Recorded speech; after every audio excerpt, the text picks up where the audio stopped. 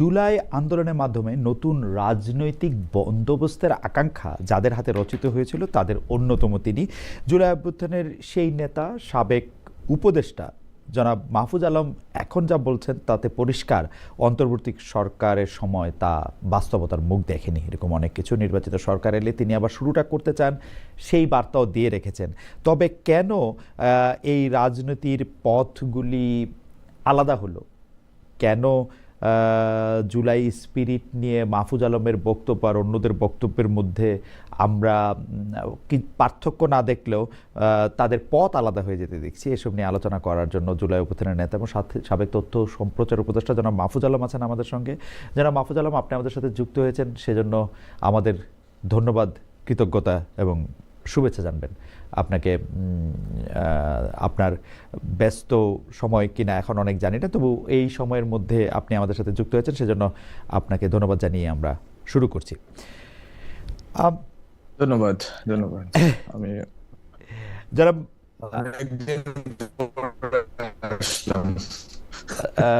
জনাব মাহফুজের বক্তব্যটা একটু মাফলড হয়ে আসছে, মানে এইটা কি আবার একটু পরিষ্কার হয়? জনাব মাহফুজ, একটু আপনি আবার একটু কথা বলবেন, মানে একটু, কারণ এতক্ষণ তো এটা ঠিকই ছিল, এখন কেন এরকম? হ্যাঁ, আমি শুনতে পাচ্ছি। এইবার ঠিক আছে, এইবার ঠিক আছে, শুনতে পাচ্ছি। এইবার ঠিক আছে, মানে আপনার বলাটা একটু অস্পষ্ট ছিল।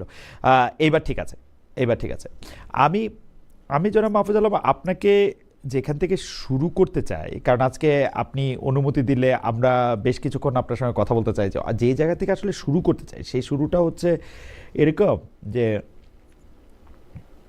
আপনি ঠিক কখন বুঝতে পারলেন যে এনসিপির সঙ্গে আপনি আর থাকতে পারবেন না, বা এনসিপির রাজনীতিটার সাথে আপনি আর একমত নন? এটা ভাইস ভার্সাও হতে পারে। এনসিপিও হয়তো বুঝতে পারে যে আপনাকে নিয়ে আর রাজনৈতিক পথে আগানো সম্ভব না বা রাজনীতি করা সম্ভব না। সেটা আপনি ঠিক কখন বুঝতে পারলেন? না, এরকম না বিষয়টা যে এনসিপি আমাকে নিয়ে রাজনীতি করতে চাচ্ছে না, বরং তারা এখনো চাচ্ছে যে আমি যাতে তাদের সাথে যুক্ত হই। বাট প্রথম যে কথাটা সেটা হচ্ছে, এনসিপি তো অবশ্যই গভর্নমেন্টে থাকাকালীন সময় আমরা নীতিগতভাবে অবশ্যই আমরা তরুণদের পক্ষে যে কোনো প্ল্যাটফর্মে হোক না কেন, সেটা এনসিপি হচ্ছে পলিটিক্যাল প্ল্যাটফর্মে, এছাড়া অনেকগুলো ভলান্টারি প্ল্যাটফর্মে এখনো অ্যাক্টিভ আছে বিভিন্ন মতাদর্শের। এরপরে রিসেন্টলি আরেকটি সংগঠন তৈরি হয়েছে। সো সবার সাথে আমি মনে করি যে আমরা যেহেতু জুলাই আমরা একসাথে লড়ছি, ফলে সবার সাথে আমাদের যোগাযোগ আছে, সম্পর্ক আছে, ওই কমরেডশিপ আছে। কিন্তু এনসিপির যে জামাতের সাথে যাওয়ার প্রশ্নটা, এটা আমি মনে করি যে আমরা যখন নামছি ঠিক গভর্নমেন্টে 10 ডিসেম্বর, 11 ডিসেম্বর আমরা নেমে গেছি। তো এর আগে থেকেই এটা মনে হচ্ছিল যে আসলে এনসিপি হয়তো জামাতের দিকেই যাবে।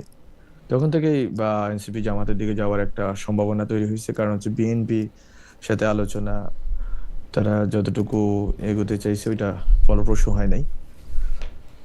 ফলে তাদের জন্য অপশন ছিল দুইটা। একটা হচ্ছে আমার সাজেশন ছিল, ফর রেকর্ড আমার সাজেশন ছিল যে অভ্যুত্থানের পক্ষে যতগুলো মানে বিকল্প রাজনৈতিক শক্তি আছে, Gono Odhikar, AB party, UP Bangladesh if possible, তারপর হচ্ছে আরো যারা আছে খণ্ডিতভাবে বিভিন্ন অঞ্চলে কাজ করে, তাদের সবাইকে এনে একটা কমন ভাবে একটা জায়গায় নিয়ে আসা। ওইটার জন্য আমি বারবার তাদের পরামর্শ দিচ্ছি এবং তাদেরকে বলার চেষ্টা করছি যে এটা যেহেতু বিএনপির সাথে যাওয়া হচ্ছে না, যা আমাদের সাথে যাওয়ার হচ্ছে, এটা বেটার যে একটা বিগ আমব্রেলা, জুলাই আমব্রেলা, ওটার নিচে সবাই আসবে এবং ওইটা একটা থার্ড অল্টারনেটিভ হিসাবে মানুষের সামনে থাকবে। তো ওইটা কার্যকর করা যায় নাই সার্বিকভাবে বিভিন্ন রকম জটিলতার কারণে। 3টা ত্রিদলীয় জোট হয়েছে, সেটা পরে দেখা গেল যে এই জোটটা বিস্তৃত হওয়ার কথা ছিল। জোটটা থেকে যারা রাজনৈতিক দলগুলো করছেন তাদের মার্জারের কথা ছিল, তারা একটা মঞ্চে চলে আসবেন। সেই স্বপ্ন আমাদের ছিল যে শেষ কয়েকদিন, কিন্তু ওইটাও যখন ব্যর্থ হইলো এবং নুরুল হক নূর ভাইরা এই আলোচনাটা যখন ফলপ্রসূ না হলো, তখন ওনারা তো চলে গেলেন বিএনপির সাথে জোটে, তো ওনারা অংশীদার হইলেন এবং এখন তো বাস্তবতাটা এখন যেভাবে আছে ওই রকমই আছে। জনাব আলম, আমি তো ওইটা একটা বেটার অপশন ছিল। জনাব আলম, ওই আপনার কথা অপশনটা জনাব আলম, আমি আপনার কথা থেকে একটু যদি আপনি পরিষ্কার করেন যে আপনি আসলে 10 তারিখ, আপনি ঠিকই বলছেন যে 10 ডিসেম্বর আপনারা ক্ষমতা থেকে সরলেন, মানে উপদেষ্টা পথে পদত্যাগ করলেন। 11 ডিসেম্বর বা 12 ডিসেম্বর হচ্ছে জনাব শহীদ ওসমান হাদিকে গুলি করা হলো রাজপথে। ওই সময়ের মধ্যে থেকে আবার একটা জামাত ইসলামের সাথে জোটের কথা বলা হলো। তো আমি যদি একটু টাইমলাইন আপনি বুঝতে চেষ্টা করি, আপনার পরামর্শ সবাই চান, আমি যারা দেখি জুলাই আন্দোলনে যারা ছিলেন তারা আপনার সাথে পরামর্শ করেন, আপনাকে বুঝতে চান। তো সেই ক্ষেত্রে আপনি বিএনপির সাথে জোট হলে আপনি কি এনসিপির রাজনীতির সাথে থাকতেন?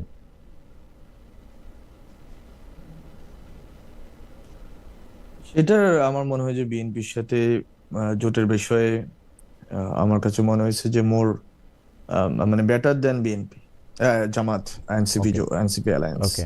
বাট ওকে, বিএনপির সাথে জোটের ক্ষেত্রেও অনেকগুলো বিষয় ছিল যে বিএনপি আসলে যে সংস্কারের ব্যাপারে যে স্কেপটিসিজমটা আছে মানুষের মধ্যে মনে, যে বিএনপির ব্যাপারে বিএনপি আসলে সংস্কারগুলো করবে কি করবে না। তো অনেকগুলো বিষয় যেগুলো হচ্ছে নীতিগত, পলিসিগত বিষয়, মানে সেগুলো যাতে বিএনপির মানে সাথে বোঝাপড়া আমি হয়ে একটু যদি বুঝতে যাওয়া যায়, আমি একটু এটা বুঝতে যদি যেতেই হয়, জোটে যেতে হলে জামাতের সাথে। হ্যাঁ, আমি একটু এই জায়গাটাই আমি একটু বুঝতে যেতেছি যে যে আপনার শুধু জামায়াতের সাথে যাওয়ার ব্যাপারেই যে রিজার্ভেশনটা, সেই রিজার্ভেশনটা কেন ছিল? মানে আপনি বিএনপির সাথে জোটের ব্যাপারে আমরা শুনেছি যে আপনার আপত্তি ছিল না, আপনি তো নিজের মুখে এখন বললেন যে আপনি এটাকে বেটার মনে করেন, আপনি মনে করছেন যে আপ বা গণপরিষদের সাথেও যদি আপনাদের একটা জোট হইতো, যে তৃতীয় জোট ছিল, শুধু জামায়াতের ব্যাপারে আপনার রিজার্ভেশন কেন জনাব মাহফুজ আলম? মানে এইটার কি কোনো ব্যাখ্যা আছে? এটা কি আপনার ব্যক্তিগত কোনো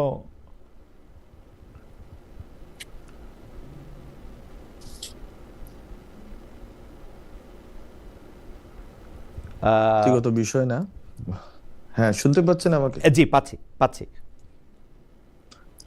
আচ্ছা, তো এটা আসলে ব্যক্তিগত বিষয় না। জামাতের সাথে যাওয়ার বিষয়টা আসলে জামাতের সাথে যাওয়া এবং জামাতের সাথে আন্দোলন করা, এটা যদি আমি যদি ব্যক্তিগত বিরোধী হইতাম তাহলে আমি অভ্যুত্থানের সময় জামাতের সাথে ওই সময় যোগাযোগ ছিল না। ওই সময় শিবিরে যারা দায়িত্বে আছেন তাদের সাথে যোগাযোগ ছিল, তাদের সাথে কথা বলে আমরা কোঅর্ডিনেট করে অভ্যুত্থানের কাজটা করতাম না। ফলে এটা ব্যক্তিগত বিষয় নয়, বরং এটা হচ্ছে যে রাজনৈতিক যে বাস্তবতা বাংলাদেশে এখন প্রবেশ করছে, সেখানে হচ্ছে এনসিপি কে মানুষ দেখতে চায় একটা থার্ড অপশন আকারে, যে বিএনপি, জামাত অথবা পুরাতন যারা রাজনৈতিক দল আছে এর বাইরে একটা অপশন থাকবে। এখন অপশন যদি থাকে তাহলে জামাতের চেয়ে কেন BNP better option? BNP better option এই জন্য যে বিএনপি অনেক ক্ষেত্রেই বেটার অপশন না হওয়ার একটা কথা তো এনসিপির লোকরা বারবার বলার চেষ্টা করছে। কিন্তু একটা জিনিস হচ্ছে যে আদর্শিকভাবে জামাতের যেই এন্ট্রেন্সমেন্ট এবং যে ধরনের আহ, মানে এক ধরনের সুযোগ আছে যে মানে আদর্শিকভাবে ইনফিলট্রেট করার, সেই সুযোগ বিএনপির নেই। ফলে আপনি যেই অভ্যুত্থানে যে শক্তি, যে এনসিপি, ওইটাকে যদি আপনি দেখেন যে একটা জামাতের সাথে জোটটা বলার চেষ্টা করা হচ্ছে আদর্শিক জোট না, কিন্তু জামাতের সাথে জোটটা আদর্শিক না হইলেও জামাতের সাথে যখন এটা সার্বিকভাবে যখন আপনি দেখবেন, তখন দেখবেন যে জামাতের সাথে জোটটা আদর্শিক দিকে রূপান্তরিত হওয়া শুরু করবে। কারণ জামাতের ওই আদর্শিক শক্তিটা আছে। সেটা ভালো খারাপ সেটা তর্ক আমরা করতে পারি, সেটার ক্রিটিক আমরা করতে পারি, কিন্তু জামাতের ওই আদর্শিক শক্তি আছে যে তার সাথে যারা জোটে যাবে তাদেরকে আহ তাদের মধ্যে প্রবেশ করা, তাদের মধ্যে কাজ করা, তাদের যেই দাওয়াতি কাজ বলে, এর মাধ্যমে মানে এক ধরনের মানে এই নতুন যে তরুণ যে শক্তি আছে এই শক্তিকে প্রভাবিত করার মতো আদর্শিক শক্তি জামাতের আছে। ফলে এখানে জোটটা, বিএনপির সাথে জোটটা হচ্ছে জোট মানে অ্যালায়েন্স ফর কনভিনিয়েন্স। হ্যাঁ, ঠিক আছে, আমরা আমরা যেহেতু এখন আলাদাভাবে দাঁড়াতে পারতেছি না, আমরা যাচ্ছি। হ্যাঁ, কিন্তু জামাতের সাথে জোটটা যেটা দেখাও হবে সেটা হচ্ছে আদর্শিক ভাবে, ওকে, এবং যেটা মাঠে যাব সেটাও আদর্শিক ভাবে হবে। হুম। মানে এইটা নিজেদেরকে বিলোপ করে দেওয়ার এবং একটা, মানে এনসিপি বিলুপ্ত হয়ে যাওয়ার, মানে জামাতের মধ্যে, জামাত যেহেতু ইনফিল্ট্রেশন শব্দটা আপনি ব্যবহার করতেছেন, তার মানে জামায়াতের ক্ষেত্রে জামায়াতের সঙ্গে গেলে আসলে এনসিপির আলাদা চরিত্র, আলাদা পরিচয় বজায় রাখা মুশকিল হবে বলে আপনি মনে করতেছেন বা মনে করছিলেন? হ্যাঁ, এটা আমি মনে করছি এবং এখনো মনে করি যে জি। জামাতের এই শক্তি আছে, জামাতের আমি কোনো সমালোচনা করতেছি না, বরং জামাতের শক্তির আমি মানে শক্তির প্রতি সম্মান দেখাচ্ছি, যে ওদের ওই শক্তিটা আছে এবং ওরা জোট করার ক্ষেত্রে এখন তো সবাই বিএনপি জোটের কথা বলে, কিন্তু জোটের ইতিহাসটা হচ্ছে আইডিয়াল ইসলামিক ডেমোক্রেটিক লীগ, যেটা জামাত করছিল 1979 সালে শহীদ প্রেসিডেন্ট জিয়াউর রহমান সাহেবের আমলে। তো ওই ওই সময় আপনারা যদি দেখেন, ওই সময় থেকে শুরু করে জামাতের জোটের ইতিহাস হচ্ছে জামাত আদর্শিকভাবে অনুপ্রাণিত, প্রভাবিত, অনুপ্রবেশ সব অর্থেই জামাতের ওই শক্তি আছে। এবং এখন তো জামাত আরো বেশি শক্তিশালী, আরো বেশি কার্যকর প্রমাণিত হচ্ছে দিনকে দিন। ফলে আমি মনে করি যে এনসিপি যে এই যে বললেন যে শব্দটা ক্যারেক্টার, একটা ক্যারেক্টার, একটা চরিত্র দাঁড়ানো, এটা বাধাগ্রস্ত হচ্ছে বা হবে, কিন্তু বিএনপি থেকে এনসিপি কে আলাদা যে কোনো দিনই মানুষ করতে পারবে বা করতে পারতো, তার মানে সেটা হচ্ছে সবচেয়ে গুরুত্বপূর্ণ। তার মানে প্রশ্নটা ন্যায়ের না, মানে জামায়াত ন্যায় করতেছে না বিএনপি ন্যায় করতেছে সেটা না, মানে প্রশ্নটা হচ্ছে পরিচয়ের সংকটের। আমরা কি এভাবে বলতে পারি যে ধরেন আপনি তো বিএনপি এবং জামায়াতের মধ্যে ন্যায় ভিত্তিক ন্যায়ের জায়গা থেকে বিএনপিকে আগায় রাখতেছেন না, আপনি আপনার পরিচয়টা যেখানে সবচেয়ে ভালো থাকবে সেইটার গুরুত্ব দিচ্ছেন। এটা কি মানে আপনি জেনে বুঝে এটা করতেছেন? না, আমি পরিচয় শব্দটা ইউজ করবো না, আইডেন্টিটি না, এটা বলে আমি বলছি ক্যারেক্টার, আচ্ছা, চরিত্রের জায়গাটা। আপনি রাজনৈতিক চরিত্র, বাংলাদেশের চরিত্র মানে কি, আপনি কি বাংলাদেশের নাম না বলে বলি অন্য 5টা রাজনৈতিক দলকে চরিত্র আকারে চিনেন যে এরা ম্যাটার করে বাংলাদেশের রাজনীতিতে? ওদের কোনো স্পেসিফিক চরিত্র আছে না, কিন্তু এনসিপির একটা স্পষ্ট চরিত্র থাকার সম্ভাবনা তৈরি হয়েছিল।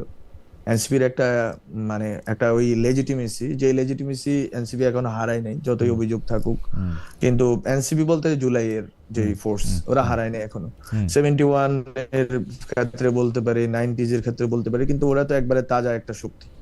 ফলে ওরা যে লেজিটিমেসি নিয়ে আসতেছে, একটা ক্যারেক্টার নিয়ে আসছে, একটা নতুন পলিটিক্যাল কথা বলছে, নতুন পলিটিক্যাল বন্দোবস্তের কথা বলছে, এগুলো সহকারে ওরা চাইলে এই ক্যারেক্টারটা ওরা ডেভেলপ করতে পারতো, যেটা জামাতের সাথে গেলে ওই ক্যারেক্টারটা কম্প্রোমাইজ। নতুন পলিটিক্যাল বন্দোবস্ত যে শব্দগুলি আমরা আপনার কাছ থেকে পুরো শুনছি, বিএনপির সাথে গেলে বন্দোবস্ত আর পলিটিক্যাল বন্দোবস্ত দুইটা আরো বেশি করে হারায় যেত না? আপনারা পরিবারতন্ত্রের কথা বলছেন, আপনারা বলছেন যে একটা জায়গা থেকে গণতান্ত্রিকভাবে উত্থানের কথা, বিএনপির সাথে গেলে তো এটা আরো বেশি হারাইতো, ইজন্ট ইট?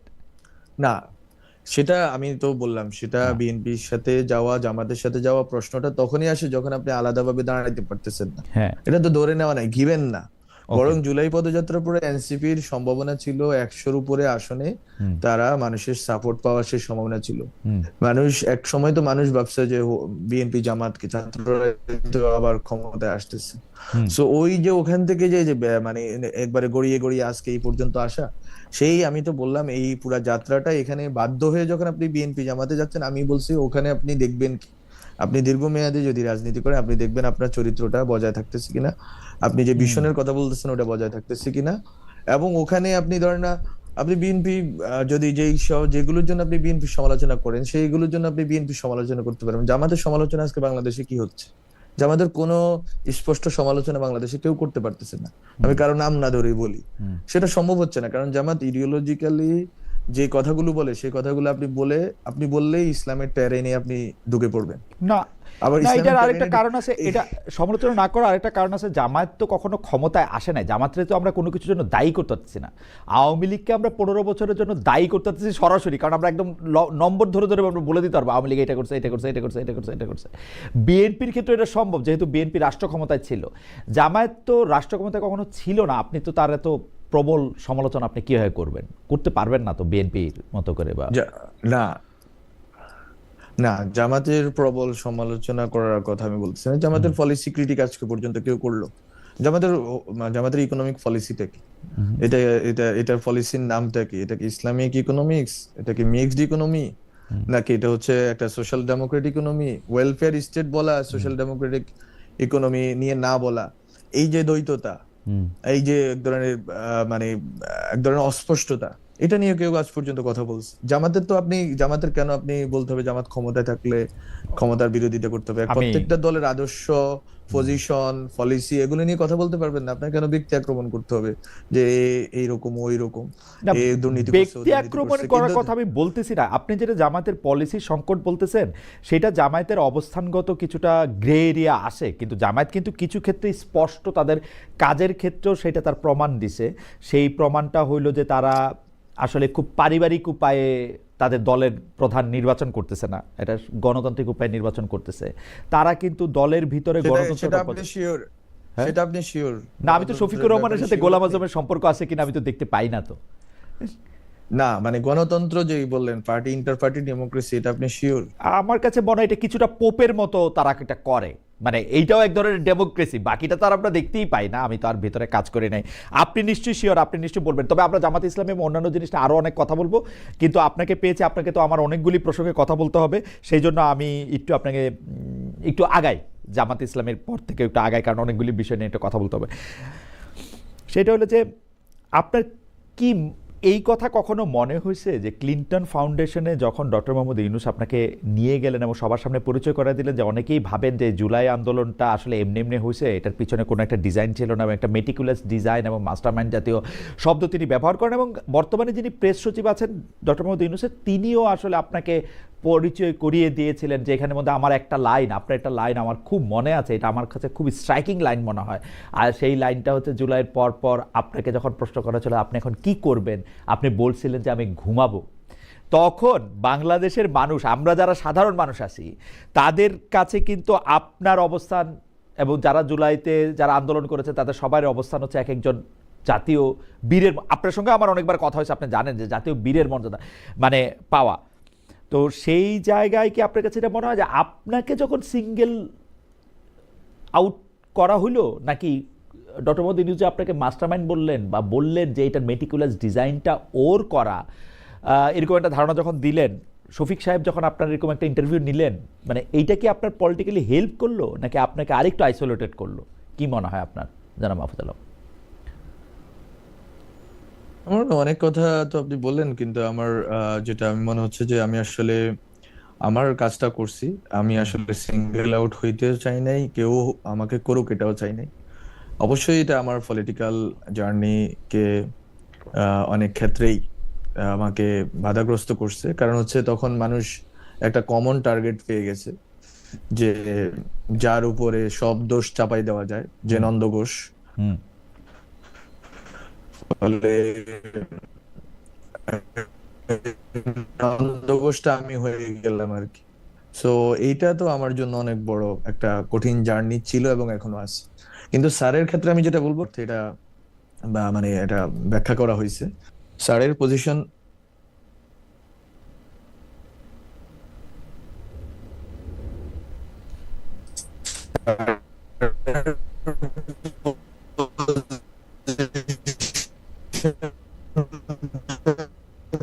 খুবই মানে আমি যেটা মনে করি, স্যার যেভাবে হচ্ছে পুরা দুনিয়াতে সফর করেন এবং যেভাবে আগের পরে বক্তৃতাও দেখতে পারেন, স্যার তো এলিভেট করতে চায় যে কাউরে, কিন্তু এই এলিভেশনটা মানে একটা গ্লোবাল প্ল্যাটফর্মে এলিভেশন আর বাংলাদেশের রাজনৈতিক যে অনেকগুলো কমপ্লেক্সিটির মধ্যে, সেটা অবশ্যই এটা অন্য একটা ভিন্ন মিনিং দাঁড়ানো হয়েছে এবং আমাকে তো এটা ভুগতে হয়েছে অবশ্যই। মাহফুজ আলম এখনও ওনার সরকারি বাসায় আছেন, সরকারি বাসভবনে। এই সরকারি বাসভবনগুলি একটু পুরনো হওয়ার কারণে এটার মানে এটার যে রিসিপশন, সেই রিসিপশনটা একটু খারাপ। আমরা দর্শকদের কাছ থেকে একটু ক্ষমা চেয়ে নিচ্ছি, আমরা আশা করব যে রিসিপশনটা একটু ভালো হবে। আবির ভাই, আমি একটু আপনাকে একটু চেষ্টা করতে বলি যে এটা যাতে একটু রিসিপশনটা ভালো হয়। মাহফুজ সাহেবের কাছে আমার একটা প্রশ্ন আছে, সেই প্রশ্নটা করার আগে আমাদের একজন দর্শকের মতামত আমি একটু পড়তে চাই। সেই দর্শক, হ্যাঁ, সেই দর্শকের মতামত আমি একটু পড়তে চাই। দর্শকের মতামতটা খুঁজতেছি আসলে আবার। হ্যাঁ, মাহফুজ কিছু বলতেছিলেন? না না, ওকে। না, এই এত লোকেশন চেঞ্জ করলে আরেকটা হইলে সেটা আগে করা উচিত ছিল আবির ভাই। তো অনুষ্ঠানের মাঝখানে এটা লোকেশন চেঞ্জ করতে হবে না, এটা Okay. মধ্যে তা রাখেন। You have to do it like যখন এটা শুরু হয় না তখন। আমি যেটা দেবাশিস দাস উনি বলতেছেন যে খালেদ সাহেব আগে কিন্তু আপনাকে সম্মান করতাম, এখন ইচ্ছা হয় না সম্মান করতে। যাই হোক, আমি জানি না মানে জামায়াতের উনি উনি উনি উনি উনি কি প্রসঙ্গে এটা বললেন। আমি যেটা দেখি আর কি, যারা মাহফুজ আলম, আমি যেটা দেখি যে আপনি এটার মধ্যে বলতেছিলেন যে আপনার পলিটিক্যাল জার্নিটা একটু ক্ষতিগ্রস্ত হয়েছে, কারণ এর মধ্যে থেকে হচ্ছে যে পলিটিক্যাল জার্নিটা ক্ষতিগ্রস্ত হয়েছে কারণ যে কোনো ব্যর্থতা, এটা সরকারের ব্যর্থতা হোক, এনসিপির ব্যর্থতা হোক, সাধারণ একটা মবকে কন্ট্রোল করতে না পারা হোক, সেইটার জন্য আসলে দায়টা আপনার উপর যাওয়ার একটা ব্যবস্থা হয়েছে। কিন্তু আমরা একটা ইন্টারেস্টিং জিনিস দেখলাম যে আপনি ডক্টর মোহাম্মদ ইউনূস আপনাকে এই আন্দোলনের একজন মানে পেছনে থাকা, যিনি এই পুরো আন্দোলনটার অর্কেস্ট্রার একটা কন্ডাক্টরের ভূমিকা নিছেন, তার কথা বলছেন। কিন্তু আপনি তথ্যমন্ত্রী হওয়ার পরও বা নাহিদ সাহেব তথ্যমন্ত্রী থাকার পরও আমরা দেখলাম ইউনূস সাহেবের মুখপাত্র হিসেবে কাজ করতেছেন একজন প্রেস সচিব। এই যে আগে আমরা দেখতাম কিন্তু তথ্যমন্ত্রীরা সরকারের এটার দায়িত্ব নিলেন, এই যে আপনাদের হাত থেকে যে মাইকটা নিয়ে নেওয়া হলো বা মাইকটা যে আপনাদের হাতে থাকলো না, এটার কারণ কি বলে আপনি মনে করেন? আমি তো প্রথম থেকেই মনে করি ডক্টর মোহাম্মদ ইউনূস আপনারা তাকে চাকরি দিয়েছেন এটা উনি বলেন, নিয়োগ দিয়েছেন এটা উনি বলেন, কিন্তু প্রথম থেকেই উনার অবস্থান আপনাদের বিপক্ষে ছিল। কারণ আপনি যেটা বললেন সেটার সাথে আমি একমত। আপনাকে টার্গেট করা হয়েছে, কিছু ক্ষেত্রে নাহিদ সাহেবকে টার্গেট করা হয়েছে, আসিফ সাহেবকে টার্গেট করা হয়েছে, কিন্তু মাইক্রোফোনটা দেওয়া হয়েছে হচ্ছে উনার পছন্দের প্রেস সেক্রেটারির কাছে। আপনার কাছে কীরকম মনে হয়? যেমন আমি আরেকটা ছোট কথা বলি, সকল দায় দায়িত্ব আপনাদের উপরে পড়তেছিল কিন্তু, কারণ এই সরকার আপনারা বসাইছেন যেহেতু ডক্টর মোহাম্মদ ইউনূস বলছেন, কিন্তু আপনাদের কন্ট্রোলে অনেক কিছু ছিল না, যেটা আপনাদের কথা আমরা বুঝতে পারি পরে। যারা মাহফুজ আলম, সেটা অলরেডি অনেক দেরি হয়ে গেছে, বাট আমি শফিক ভাইয়ের যে বিষয়টা আমি মনে করি কম্পিটেন্সির ইস্যু। হ্যাঁ, মানে উনি তো যেহেতু মিডিয়াতে ছিলেন, এতদিন দায়িত্ব পালন করছেন, এটা কম্পিটেন্সির কারণে উনি নিজেই যেহেতু এটাকে স্যারের বক্তব্যগুলো বা গভর্নমেন্টের পজিশন গুলো বলার চেষ্টা করছেন। আমি অনেক দিন বলছি, আমি কিন্তু যখন স্যারের অফিসে ছিলাম আমি কিন্তু মানে আমার মনে হয় যে কয়েক সপ্তাহ আমি নিজে ব্রিফ করতাম এই যে ফরেন সার্ভিস একাডেমিতে। সো ইভেন তথ্যমন্ত্রী হওয়ার পর আবার ব্রিফ করিনি। So it is not about যে কে বলতেছে স্যারের পক্ষ থেকে বা গভর্নমেন্টের পক্ষ থেকে, it was about competency, it was about যে আর্জেন্সি, যে এখন একটা বক্তব্য দেওয়া দরকার, কাকে দিয়ে বক্তব্যটা দেওয়ানো যায়। তখন এটা একটা রেওয়াজের মধ্যে হয়ে গেছে যে শফিক ভাই উইল টেক দ্য লিড এবং he will tell the stories. So এটা আমরা এইভাবে নিছি। সেকেন্ড যেটা বললেন যে গভর্নমেন্টের দায়িত্বের বিষয়টা, আমি মনে করি এটা সার্টেইন গভর্নমেন্টে আসলে ছাত্র উপদেষ্টাদের ব্যাপারে যেই পরিমাণ এক্সক্লুসিভলি ছাত্র উপদেষ্টাদেরকে ধরা হয়েছে এবং তাদেরকে সবকিছুর জন্য দায়ী করা হয়েছে, কিন্তু গভর্নমেন্টের অন্যান্য অ্যাডভাইজারদের বিষয়ে বা পুরা ইকোসিস্টেমটা কেমনে চলে সেই বিষয়ে মানুষ খুব রিসেন্টলি বোঝা শুরু করছে যে আসলে এটা কেমনে চলছে গত 1.5 বছর। হ্যাঁ, সো আমি মনে করি মানুষকে বুঝতে দেওয়া উচিত, আমার বলা উচিত না এখনো। হ্যাঁ, মানুষকে বুঝতে দেওয়া উচিত, আসলে ধীরে ধীরে যখন আনফাল্ড হবে, বোঝা শুরু করবে মানুষ। অনেক গালি খাইছি আমি আরো কিছুদিন খাইতে চাই, সমস্যা নাই, বাট যখন মানুষ বুঝবে they will feel sorry for us. না, কিন্তু আমি এখানে 2-3টা প্রশ্ন করতে চাই, তার আগেও একটু দর্শকদের একটা মতামত। বায়ার্ন মিউনিক 6347 কি খালেদ ভাই, মাহফুজ সামনে আর আপনার ভয়েস নরম, অন্য কারোর সাথে থাকলে তো চিল্লায়া বলে, আমি এটা জিগাই, মাহফুজরা ওইটা বলে, এইসব দ্বিচারী স্বভাব অনেকের সাথে আছে, আপনার মানুষ হন। চেষ্টা করতেছি ভাই মানুষ হতে। আমি যেটা বলতেছিলাম যে আপনি দায়িত্বের শেষ দিকে এসে কিন্তু এই কথা বলছেন যে আপনাকে কাজ করতে দেওয়া হচ্ছে না। সম্প্রতি স্পষ্ট করে বলছেন শেষ 4 মাস আপনাকে কাজই করতে দেওয়া হয়নি। আমি এটার সাথে লাগা আরও বলি, আপনি গভর্নমেন্টকে এখনও সেভ করতে চাইতেছেন বা গভর্নমেন্টের নিয়ে এখন কথা বলতেছেন, কিন্তু দেখেন আপনি যখন বিদেশে আক্রান্ত হয়েছিলেন তখন এর তীব্র প্রতিবাদ করছিলেন, কিন্তু এনসিপি নেতা নাহিদ ইসলাম তিনি তখন অভিযোগ করেছেন সরকার উপদেষ্টার পরিষদের ভেতরেও মাহফুজ আলমকে হত্যার সম্মতি তৈরি করা হয়েছে। আপনি এই বক্তব্য নিয়ে ভিন্নমত পোষণ করছেন, এরকম আমরা শুনি নাই। আমরা কিন্তু স্পষ্ট এইটার মধ্যে দেখতে পাচ্ছি যে আপনারা এক ধরনের উপদেষ্টা ছিলেন আর অন্যরা অন্য ধরনের উপদেষ্টা ছিল। আমি আপনার কথা বলতেছি না, আপনার অন্য যে 2 উপদেষ্টা ছাত্রদের মধ্যে থেকে আসছেন তাদের বিরুদ্ধে অনেক ধরনের অভিযোগ, সরাসরি দুর্নীতির অভিযোগ আসছে, আপনার বিরুদ্ধে কি ধরনের অভিযোগ আসছে সেটা আমি আপনার পরে বলতেছি। আপনার বিরুদ্ধে পরিবার, আপনার ভাই ইত্যাদি ইত্যাদি নিয়ে আপনার বিরুদ্ধে অভিযোগ আসে। তাহলে আপনারা কি উপদেষ্টারা কি মানে সরকারের মধ্যে দুই ভাগ হয়েছিলেন? অনেক উপদেষ্টারা কিন্তু এরকম বলতে চেষ্টা করছে যে আমরা অনেক কাজ করতে পারি না, বিকজ ইঙ্গিতটা হচ্ছে আপনারা। আবার আপনারা একদম সরাসরি বলছেন এই উপদেষ্টারা আপনাদের হত্যাযোগ্য করছে। আপনি বলছেন আপনাকে কোনো কাজ করতে দেওয়া হয় না, একটু যদি বলেন। ওকে ওকে আমি মনে করি আমি যেটা একটু আগে বললাম সেটা, যে ইতিহাস নিজে কথা বলা শুরু করবে। সো আমি আর কিছুদিন ধৈর্য ধরি এবং মানুষের গালি সহ্য করি। মানুষ যখন জানতে পারবে, they will feel sorry for us 3 student leaders, এবং স্পেশালি অ্যাবাউট মি, কারণ আমি তো সবচেয়ে বেশি আক্রান্ত হয়েছি। So so let's see I am not talking right now about this things.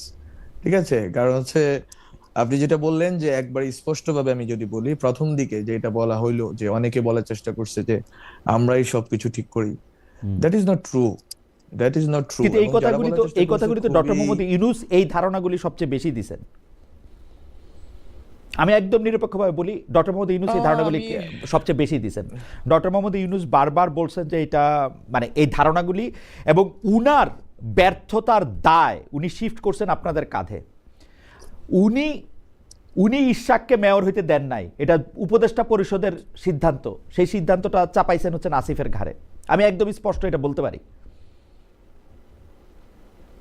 Okay, late history speak but হিস্ট্রিটা আসবে কোত্থেকে? হিস্ট্রিটা আসবে কোত্থেকে? মানে ঘটনা হইতেছে যে জুলাই আন্দোলনকে এখন অনেকে বলতেছেন ব্যর্থ, আপনাদের উপর আশা হতো, কিন্তু এটাতে আপনারা দায়ী নাকি আর কেউ দায়ী, এটাও তো আমাদের আসলে একটু বুঝতে হবে। মানে এটা তো বোঝাও দরকার, তাই না? আই থিঙ্ক মানুষ বোঝা শুরু করছে। গত 4-5 মাসে অনেক কিছু চেঞ্জ হয়েছে, অনেক বক্তব্য, অনেক ধরনের মানে মানে আন্ডারস্ট্যান্ডিং মানুষের মধ্যে গ্রো করছে। হ্যাঁ, এবং আর এটা ধীরে ধীরে গ্রো করবে। এখন আমরা যদি মানে এটা যখন আমরা ব্যাখ্যা দিব, তখন মনে হবে যে আমরা বলছি, কিন্তু আমরা যখন ব্যাখ্যা না দিয়ে যখন ইতিহাস ব্যাখ্যা দেওয়া শুরু করবে, রিয়েলিটি ব্যাখ্যা দেওয়া শুরু করবে, যখন সোসাইটির different segments and different realities ব্যাখ্যা দেওয়া শুরু করবে, I think that would be convincing. আরেকটা কথা বলি যে বলা হয়েছিল যে ইউনূস সরকার ক্ষমতায় আসার পরপরই তার উপদেষ্টারা তার ব্যাংকের যে স্টেটমেন্ট আগে কি ছিল পরে ছিল সেগুলি প্রকাশ করবে, সেগুলি যে প্রকাশ করা হয় নাই। আমাকে কয়েকজন উপদেষ্টা পার্সোনালি বলছেন যে তারা কিন্তু সেই স্টেটমেন্ট বা তাদের আয় ব্যয়ের হিসাব তারা দিছেন, তারপরও ডক্টর ইউনূস যে এটা প্রকাশ করলেন না, এইটার একটা কারণ কি আপনারা বাধা দিচ্ছেন ছাত্র উপদেষ্টারা? কারণ যেহেতু আপনাদের অনেক টাকা বাড়ছে। না, আমাদের কোনো টাকা বাড়ে নাই। আমি জানি না টাকা বাড়ার কথা কারা বলতেছে, কি বাড়তেছে। আমার বাড়ে নাই, অন্তত আমি ব্যক্তিগতভাবে বলতে পারি। আরেকটা হচ্ছে আমার স্টেটমেন্ট কিন্তু জমা দেওয়া আছে, আমি গভর্নমেন্টে থাকি, কিন্তু গভর্নমেন্ট এটা প্রকাশ করে নাই। কারণটা কি তাহলে? কারা এটা আটকাইলো? I don't know about this, but আমি ক্যাবিনেট ডিভিশন আমাদের জমা দেওয়ার কথা, আমার জমা দেওয়া আছে আরো, আই থিঙ্ক এটা জুলাই আগস্টের দিকে জমা দেওয়া আছে, if I am not wrong. But এটা জমা দেওয়া আছে এবং আমারটা তো ক্লিয়ারলি আই হ্যাভ ডকুমেন্ট যে আমার কাছে কত টাকা আছে, and I can show it, but not for public, but for any inquiry.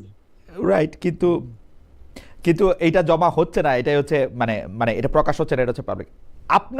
আপনার জানুয়ারির 13 তারিখের আলোচনার অনুষ্ঠানে আপনার বক্তব্য থেকে একটা কোট করি, যেখানে আপনি বলছেন অলিগার্করা যারা টাকা দিয়েছে তাদের আপনি গ্রেপ্তার করলেন না, তাদের বিচারের আওতায় আনলেন না, তারা এখনো ফান্ডিং করে যাচ্ছে এবং তারা ভুলের পর ভুল মিথ্যা অপপ্রচার করে যাচ্ছে, তাদের আপনি ধরবেন না। এটা তথ্য মন্ত্রণালয়ের কাজ না। আমি শেখ মুজিব হতে চাই না যে আমি পত্রিকা বন্ধ করে দিব, মিডিয়া বন্ধ করে দিব, বরং আমরা চেয়েছিলাম যে নতুন মিডিয়া দেব, নতুন মিডিয়া কি আমাদের দিতে দেওয়া হয়েছে? মাহফুজ, আমি যে জিনিসটা বিশ্ববিদ্যালয়ের মানে ব্রাদার টু ব্রাদার, আপনি যেহেতু আমার অনেক পরে আসছেন সেই জন্য আমি সাংবাদিকতার বাইরে গিয়ে, আপনি কিন্তু অনেক কথা বলতেছেন মাহফুজ, মানে শুরু করতেছেন কিন্তু ভিতরের কথাগুলো আপনি বলতেছেন না। এটাকে আপনার যেমন এর চেয়ে বেশি আপনার কি করবেন? আপনি এর চেয়ে বেশি আর কি বলবেন? যারা টাকা দিতেছে তাদেরকে গ্রেফতার করতেছে না, ভুলের পর ভুল করতেছে, ফান্ডিং করে যাচ্ছে, নতুন মিডিয়া করতে দিতেছে না। সো আপনি মানে এই বার্তাটা আরেকটু পরিষ্কার করে দেওয়া উচিত কিনা আপনার কাছে কি মনে হয়? আমি কিন্তু স্পষ্ট বুঝতে পারতেছি আপনি কি বলতেছেন, এটা কি সাধারণ লোকজনও বুঝতে পারতেছে এই কথা? আমি তো বললাম লেট হিস্টোরি স্পিক। আমি একটু বলি, সেটা হচ্ছে আমি আজ এই তৃতীয়বারের মতো কথা বলতেছি গভর্নমেন্ট থেকে নামার পরে। এই যে this is my third time যে আমি কথা বলতেছি। সো ইউ ক্যান সেন্স আমি হচ্ছে ডিসেম্বরের 10 তারিখে নামছি, 11 তারিখে, এবং আজকে হচ্ছে জানুয়ারির 22 তারিখ। 22 হ্যাঁ। আমি মাত্র তিনটা পাবলিক স্টেটমেন্ট মেক করছি, এখন this is the third time I am making one, so another one. So basically আমি তো বললাম ইতিহাস, বাস্তবতা এবং মানুষের অনুসন্ধিৎসা সবকিছুই এটা নিয়ে আসবে সামনে। আমি বরং মাহফুজের কথাগুলি একটু অস্পষ্ট শোনা যাচ্ছে। মাহফুজ যেগুলি বলতেছেন বা বলছেন, আমি মাহফুজ আবার কোট করি। মাহফুজ বলতেছেন আমাদেরও তো এই বাংলাদেশে থাকতে হবে। Mahfuz correct me if I am রং, আমি মাহফুজকে কোট করতেছি, কোট, আমাকেও তো এই বাংলাদেশে থাকতে হবে, আমাকেও তো এইখানে এই এত শত্রু পরিবেষ্টিত এত কম্প্রোমাইজিং এলিমেন্টের সামনে কোনো সাহসী ভূমিকা রাখা কঠিন। আমি যতটুকু সাহস দেখাতে যাব ততটুকুই বলা হবে যে উনি ব্যর্থ এজন্যই, কারণ হচ্ছে এখানে যদি রাষ্ট্রের আরও অন্যান্য অঙ্গ আমাকে সাপোর্ট না দেয়, যদি দালালি করার অভিযোগে যাকে গ্রেপ্তার করা হচ্ছে সে যদি হাইকোর্টে দাঁড়িয়ে আবার দালালি করার সুযোগ পায়, এটা তো আমার দায় না। আমার মনে হয় যে আপনি এক একটা বক্তব্যে অনেকগুলি পক্ষের দিকে আসলে আপনি আঙ্গুল তুলছেন। এখন আপনি বলতেছেন যে হিস্ট্রি নিশ্চয়ই নির্ধারণ করে দিবে যে কার কোনটা কখন কিভাবে রোল ছিল। আমি আবারও আপনি যখন কাজে ছিলেন, মানে উপদেষ্টা পদে ছিলেন, সেই প্রসঙ্গে আরেকটা প্রসঙ্গে আসি যে অন্তর্বর্তী সরকার গণমাধ্যম সংস্কার কমিশন করে বিশাল সুপারিশ গ্রহণ করলো, তার কিছুই বাস্তবায়ন করেনি। এটা গণমাধ্যম সংস্কার কমিশনের প্রধান কামাল আহমেদও বলছেন। তিনি সবশেষ বলছেন কমিশনের সুপারিশের পর যত সাংবাদিক লাঞ্ছনার শিকার হয়েছেন তার সম্পূর্ণ দায় সরকারের। তিনি আরও বলছেন গণমাধ্যমের উপর মবের ভয়, স্বাধীন সাংবাদিকতা এখনকার সংকট। এই যে গণমাধ্যম সংস্কার প্রস্তাব নিয়ে কোনো কাজ হলো না, এই সরকারের সময় মিডিয়া হাউসে মবের ভয় তৈরি হলো, এই সরকারের বেশিরভাগ সময়ের তথ্যমন্ত্রী হিসাবে থাকা আপনি এর কতটা দায় নেবেন বা আপনি এটা নিয়ে কি বলবেন? খুবই স্পষ্ট আমার হচ্ছে যে এটা হচ্ছে মিথ্যা তথ্য। আমি বারবার কারেকশনের জন্য বর্তমান যিনি সচিব আছেন, উপদেষ্টা আছেন, ওনাকে পাঠিয়েছি। মোট 12টা ফর পাবলিক স্টেটমেন্ট। এটাতে হিস্টোরির দিকে যাওয়ার দরকার নেই, এটা একবারে স্পেসিফিক ডকুমেন্ট আই হ্যাভ। সেটা হচ্ছে মোট 12টা আপনার আশু করণীয় সংস্কারগুলো তো হচ্ছে স্বল্পমেয়াদী, মধ্যমেয়াদী এবং দীর্ঘমেয়াদী, এই তিনটা ভাগে ভাগ করা হয়েছে। ক্যাবিনেট ডিভিশনকে দায়িত্ব দেওয়া হয়েছে, ক্যাবিনেট ডিভিশন এটা সমন্বয় করবে। সমন্বয়ের ক্ষেত্রে আমার মন্ত্রণালয়ে 12টা সংস্কার প্রস্তাবনা আছে আশু করণীয়। সেটা পছন্দ না হইতে পারে কারো যে এগুলো কি করা উচিত কিনা, বাট এটাই বাস্তবতা যে আমি এগুলোই করতে পারবো 6 মাসে। আমার সরকার 5 বছর থাকবে না, আমার সরকার 6 মাস 7 মাসের সরকার। সো আমি যদি এগুলো করতে পারি 12টার মধ্যে আমি আমার জানা মতে আমার কাছে যে ডকুমেন্ট আছে এই ডকুমেন্টে আমি 7টা সম্পন্ন করে দিয়ে আসছি। 7টা 12টার মধ্যে, মানে 12টা আমার করণীয় ছিল, এর মধ্যে 7টা করে দিয়ে আসছি। আর বাকিগুলোর জন্য সবগুলো পেপার প্রসেস আমি করে দিয়ে আসছি সবগুলোর জন্য। এবং আমি আপনি তো নিজেই বলতেছেন যে 4 মাস আপনাকে কাজই করতে দেওয়া হয় নাই, কারণ কামাল আহমেদ সাহেবের না আমি একটু বলি যে 4 মাস যে কাজ করতে দেওয়া হয় নাই। দেখেন, সাংবাদিকতা সুরক্ষা আইন যেটার কথা তা কামাল ভাই বলার চেষ্টা করতেছেন, আমি আরেকটা মানে একটা বক্তব্য কারেক্ট করে দিই। সেটা হচ্ছে আমার আমলে, মানে আমি যে সময় ছিলাম ফেব্রুয়ারি 28 টু ডিসেম্বর 11, এই সময়ের মধ্যে কোনো মিডিয়া হাউসে মব হয়েছে এটা আমাকে দেখান। Not a single one. If I am not wrong. Not a single one. And the first one to call, not the advisors, if I am not wrong, not the advisors, first one to call Mahfuz Anam, Matiur Rahman and others, যারা আক্রান্ত হয়েছেন তাদের, that was me. The person who went to Daily Star thrice. তখন তার আপনি উপদেষ্টা না, তখন আপনি দায়িত্বে ছিলেন না। আমি উপদেষ্টা না, but again I feel আমার এই দায়িত্বটা আছে যে আমি যেহেতু সাবেক তথ্য উপদেষ্টা, একই সাথে আমরা জুলাই অভ্যুত্থানের পক্ষে, এবং এটা একটা স্যাবোটেজ হচ্ছে অভ্যুত্থানের বিরুদ্ধে। শহীদ ওসমান হাদির রাজনীতি, শহীদ ওসমান হাদির যেই শাহাদাত, এই জিনিসটাকে লঘু করার জন্য এই যে একটা অপচেষ্টা সবাই মিলে করলো, কারা করলো এগুলো বললাম, হিস্টোরি লেট হিস্টোরি স্পিক।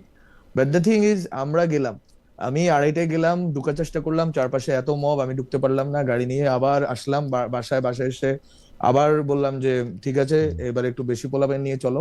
তো গেলাম, নুরুল কবির ভাইয়ের সাথে কথা হইলো যে ভাই আমি আসতেছি, আপনি সমস্যা নেই, আপনারা থাকেন, আমরা চেষ্টা করতেছি।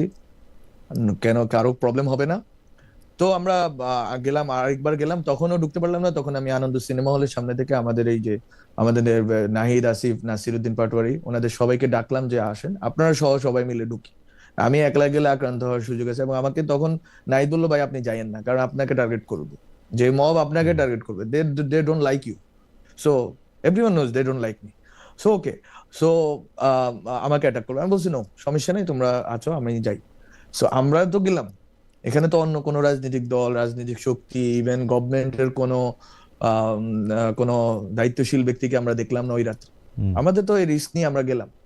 সো আমরা এই দায়িত্বটা বোধ করি, এই দায়িত্বটা থেকে আমরা যা যা করেছি, এটা আমি, অনেকে বলে যে ফেসবুকে লেখেন না কেন, কিছু বলেন না কেন, ফিয়ার করেন না কেন, I don't have any fear team, and I want to have any, আমার দরকার নাই। বরং আমি ওই টাকা, আমি হচ্ছে যে বসে বসে এখনো রিসার্চের কাজ করি, ওই রিসার্চের কাজে আমার যদি 2 টাকা আমার থাকে, ওইটা ফিয়ারের চেয়ে বেশি আমার আগ্রহ হচ্ছে রিসার্চের কাজ করা, লেখালেখি করা, গবেষণা করা, ওখানে আমার আগ্রহ। So what ever the thing is, এই পুরা জিনিসটাকে, এই দায়িত্বশীলতার জায়গাটা, যে কামাল ভাই বলছেন 3টা ইস্যু সংস্কার, 7টা আমি করে দিয়ে আসছি, আর 5টা অনগোয়িং ছিল। ওয়ান, সেকেন্ড হচ্ছে আমার সময়ে কোনো সাংবাদিক লাঞ্ছনার শিকার হয়নি, বরং নাহিদ খুবই একটা ভালো কাজ শুরু করছিল, সেটা আমি কমপ্লিট করে দিয়ে আসছি। সেটা হচ্ছে যে কারা মিথ্যা মামলার মানে শিকার হচ্ছেন, মানে এই যে সাংবাদিকদের মধ্যে। এই ভালো কাজটা তো এখনো চলতেছে, ঠিক না মাহবুব সাহেব? যেমন ধরেন, না ওইটা না, যেমন ধরেন আনিস আলমগীর কি করছেন আমি জানি না, না, না, এখন না, উনি জেলে, that is শাকিল, না, আমি ওনার, রূপা, আমি এরা ওনার জেলে। ব্যাপারে বলবো, না না, আমি ওনার ব্যাপারে বলবো না, আমি ওনার ব্যাপারে বলবো না, এটা আমার সময়কালীন না। বরং আপনার, এটা আমার কাজ, তথ্য মন্ত্রণালয়ের কাজ না কাউকে চুটানো, কাউকে স্বরাষ্ট্র মন্ত্রণালয়কে আমরা ব্রিফ করছি, নাহিদ এটা শুরু করছে, আমি এটা কন্টিনিউ করছি, কমপ্লিট করে দিছি আমরা, যে এই সাংবাদিকরা এরা গ্রেপ্তার হয়েছেন, এরা, আমরা সাংবাদিক কমিউনিটির সাথে মিলে এই তথ্যটা সংগ্রহ করে দিছি। তো স্বরাষ্ট্র মন্ত্রণালয়ের দায়িত্ব হচ্ছে তারা ঠিক করবেন যে কে ভুয়া মামলায়, সঠিক মামলায় কারা গেছে।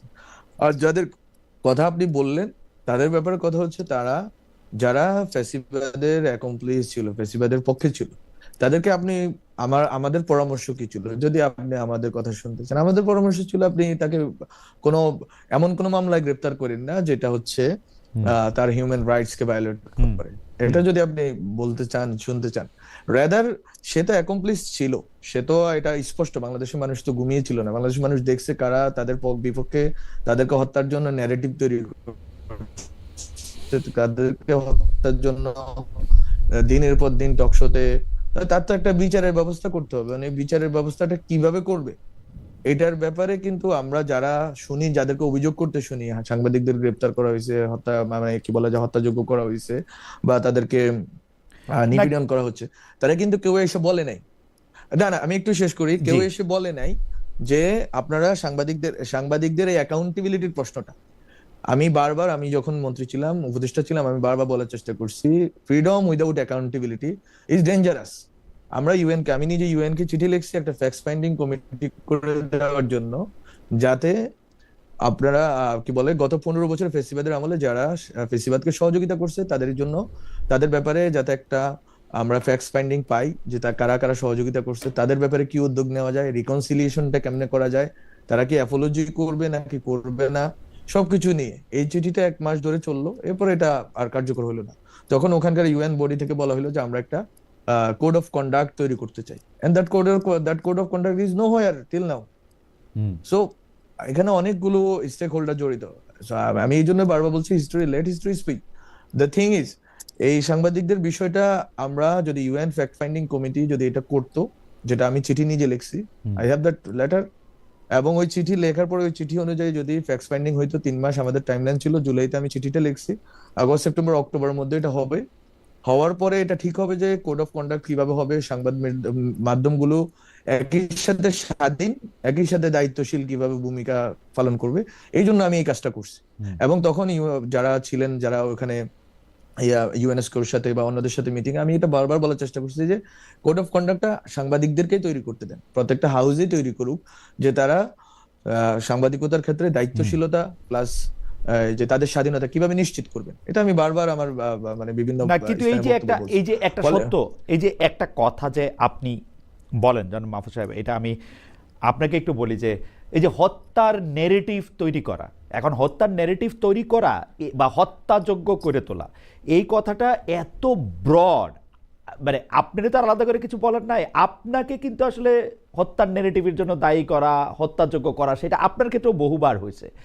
এইটা কি আসলে করাটা ঠিক হয়েছে? যে ধরেন আপনি একটা লোক একটা পক্ষ নিছে, যেই পক্ষটা আসলে ফেসিবাদের সরাসরি পক্ষে গেছে, আপনি তার বিরুদ্ধে স্পেসিফিক কিছু করেন, সে তো ফেসিবাদের পক্ষে এমনি এমনি যায় নাই, সে দুর্নীতির কারণে গেছে, সে অন্যান্য অনেক কিছু করছে বলেই সে এখানে গেছে, সে কোনো আদর্শগত কারণে কাউরে সাপোর্ট করে নাই।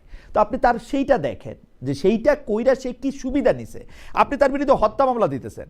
আপনি দেখেন এই শাকিল রূপা থেকে শুরু করে আনিস আলমগীর, শ্যামল দত্ত, মোজাম্মেল বাবু, প্রত্যেকের ক্ষেত্রে একই কথা কিন্তু সত্য।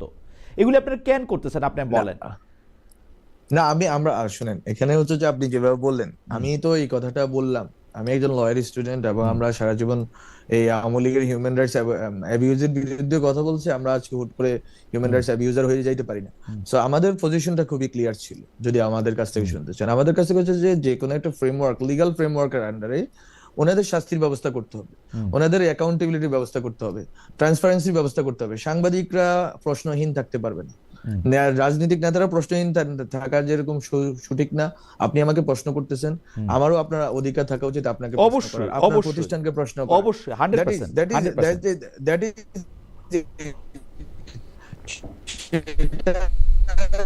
সেটা গত 1.5 বছরে সম্ভব হয় নাই, কেননা আমরা বারবার চেষ্টা করা সত্ত্বেও। ফলে আপনি একটা ফ্রেমওয়ার্ক ছাড়া, আর প্রশ্নটা যতটা না আইনের, তার চেয়ে বেশি লেজিটিমেসির, লিগালিটির চেয়ে লেজিটিমেসির কোয়েশ্চেনটা। আপনি এই বাংলাদেশে একটা পুরা ইনস্টিটিউশন, সবগুলো ইনস্টিটিউশন, একটা তো না, সবগুলো ইনস্টিটিউশন সেজদা দিয়ে দিয়েছে হাসিনার কি বলে পায়ে। এই সবগুলো ইনস্টিটিউশনকে আপনি যদি বের করে আনতে চান, আপনাকে কোনো না কোনো লিগাল ইনস্ট্রুমেন্টের মাধ্যমে এটা করতে হবে। কিন্তু লিগাল ইনস্ট্রুমেন্টটা ভুল, এটা ধরেন আমরা ধরে নিয়ে যদি আগাই, তাহলে লেজিটিমেসির জায়গা থেকে এটা ভুল না, জনগণের সংকটের জায়গা থেকে, গ্রিভেন্সের জায়গা থেকে, এবং জনগণের যেই এক ধরনের হতাশার জায়গা থেকে, এটা আজকে পর্যন্ত মানুষ হতাশ, এবং এই হতাশাকে আপনি চ্যানেলিং করতে পারতেছেন। আমি জানি না পরবর্তী সরকার কিভাবে এটাকে ডিল করবে। This is huge. I have dealt with many movements like hundreds. So আমি জানি মানুষ কোন জায়গাতে আছে। সো বিষয়টা হচ্ছে খুবই সিরিয়াস। হ্যাঁ, খুবই সিরিয়াস। আপনি তো মানুষ, আপনি যদি ওই জায়গায় যান যে লিগেল এবং লেজিটিমেসি, সেইটার অবশ্যই একটা বড় ধরনের, মানে বা আমরা আসলে জুরিসপ্রুডেন্স নিয়েও একটা বড় ধরনের কথা বলতে পারি, কিন্তু আজকের সময় এটা না। কিন্তু আমাদের কাছে মনে হয় যে আপনি যখন আইন নিজের হাতে তুলে নেন, যেটার জায়গা আমি দেখেছি যে আপনি মনে করতেছেন যে এটা শাস্তি হওয়া দরকার, সেই জন্য তার বিরুদ্ধে একটা হত্যা মামলাও চলতে পারে, কারণ সে হত্যা যোগ্য করে তুলছে আরো অন্য 10টা লোকরে, বা হত্যার মানে এই জায়গাতে আপনি পৃথিবীর সব মানুষে আপনি এটাতে ফিট ইন করতে পারবেন, সব মানুষে ফিট ইন করতে না, পারবেন। That is not what I was talking about. আমি এটা আমি বলি নাই। আমার কথাটা আমি খুবই আবার এক লাইনে বলি। আমি হত্যা মামলা, হরে ধরে হত্যা মামলার পক্ষে কখনোই ছিলাম না। এবং আমরা যখনই বলার সুযোগ হয়েছে বলছি যে একটা লিগাল ফ্রেমওয়ার্ক লাগবে, তাদের শাস্তি হইতে হবে, দ্যাট ইজ সার্টেন। তাদের অ্যাকাউন্টেবিলিটি নিশ্চিত করতে হবে, তাদের ব্যাপারে। দুইটা কিন্তু দুই কথা বলতেছেন মাহফুজ সাহেব। আপনি বলতেছেন তাদের শাস্তি হইতে হবে, আপনি তো বিচারক না। আপনি তাদের অ্যাকাউন্টেবিলিটি নিশ্চিত করতে হবে, তাদের বিরুদ্ধে অভিযোগ গঠন হবে, সেটা কিন্তু অন্য কথা। আপনি কিন্তু ওই 2013 সালে শাহবাগের মতো কথা বলতেছেন, ফাঁসি চাই ফাঁসি চাই। আপনি শাস্তি নিশ্চিত করতে হবে, এটা আপনি কেমনে বলবেন? আপনি তো ইউ আর নট, না আপনি তো জাজ না মাহফুজ। শুনেন খালেদ ভাই, আপনি আমি as far as I know you are in service. So আপনি এই শাস্তি নিশ্চিত করা, শাস্তির দাবি করা আর শাস্তি দেওয়া দুইটা যে আলাদা জিনিস আপনি জানেন। আমি যে কোনো মানুষেরই শাস্তি দাবি করতে পারি, এটার জন্য আমি শাহবাগের পক্ষের হয়ে ওঠে না। শাহবাগ ফাঁসি চাইছি। সো দ্যাট ইজ টু মানে ডিফারেন্ট। আপনি হুট করে এখন বাংলাদেশে যেটা হয় আর কি, জেনারেলাইজেশনটা, শাহবাগ শাপলা, হুট করে আমরা সবাই শাহবাগ শাপলার ভিতরে ঢুকে পড়ি। এটার ভিতরে বাইরে থেকে বের হওয়ার জন্য তো চেষ্টা করলাম, কিন্তু পারলাম না। বিষয়টা হচ্ছে কি, বিষয়টা হচ্ছে শাস্তি চাওয়াটা কোনো অপরাধ না। শাস্তি আপনি চাইতেই পারেন, কিন্তু শাস্তি দেওয়াটা, যদি আপনি অবৈধভাবে, অন্যায্যভাবে, আনজাস্টিফাইড ওয়েতে কাউকে শাস্তি দেন, তাহলে আপনি বলতে পারেন। এখন মাহফুজ আলম একজনের শাস্তি চাচ্ছে, যদি বলে ধরলাম যে একটা উইদাউট এনি প্রুফ, এটা কি অপরাধ? না, আমি মনে করি যে শাস্তি চাওয়ার অধিকার আপনারও আছে, আমারও আছে। কারণ আমি মনে করি গত 15 বছরে শেখ হাসিনার ফেসিস্ট হয়ে ওঠার পিছনে যে শক্তিগুলি সবচেয়ে বেশি কাজ করছে, গণমাধ্যম তার মধ্যে অন্যতম। আমি মনে করি বিচারকরা তার সাথে সাহায্য করেছে, গণমাধ্যম সাহায্য করেছে, বিশ্ববিদ্যালয় সাহায্য করেছে। আমি মনে করি যে এগুলি অন্যতম। কিন্তু আপনি যখন তার বিরুদ্ধে অভিযোগ গঠন করবেন, তার মধ্যে একটা মিথ্যা অভিযোগ গঠন করবেন কিনা সেইটা হচ্ছে আমার কথা। কারণ তার বিরুদ্ধে হত্যার অভিযোগ, মিথ্যা অভিযোগের পক্ষে, স্পেসিফিক হত্যার অভিযোগ আনা হয়েছে সাংবাদিকদের বিরুদ্ধে। না, মিথ্যা অভিযোগের পক্ষে আমি না। 18 মাস ধরে কারাগারে। যদি আমি স্পষ্টভাবে বলি, মিথ্যা অভিযোগের পক্ষে আমি না।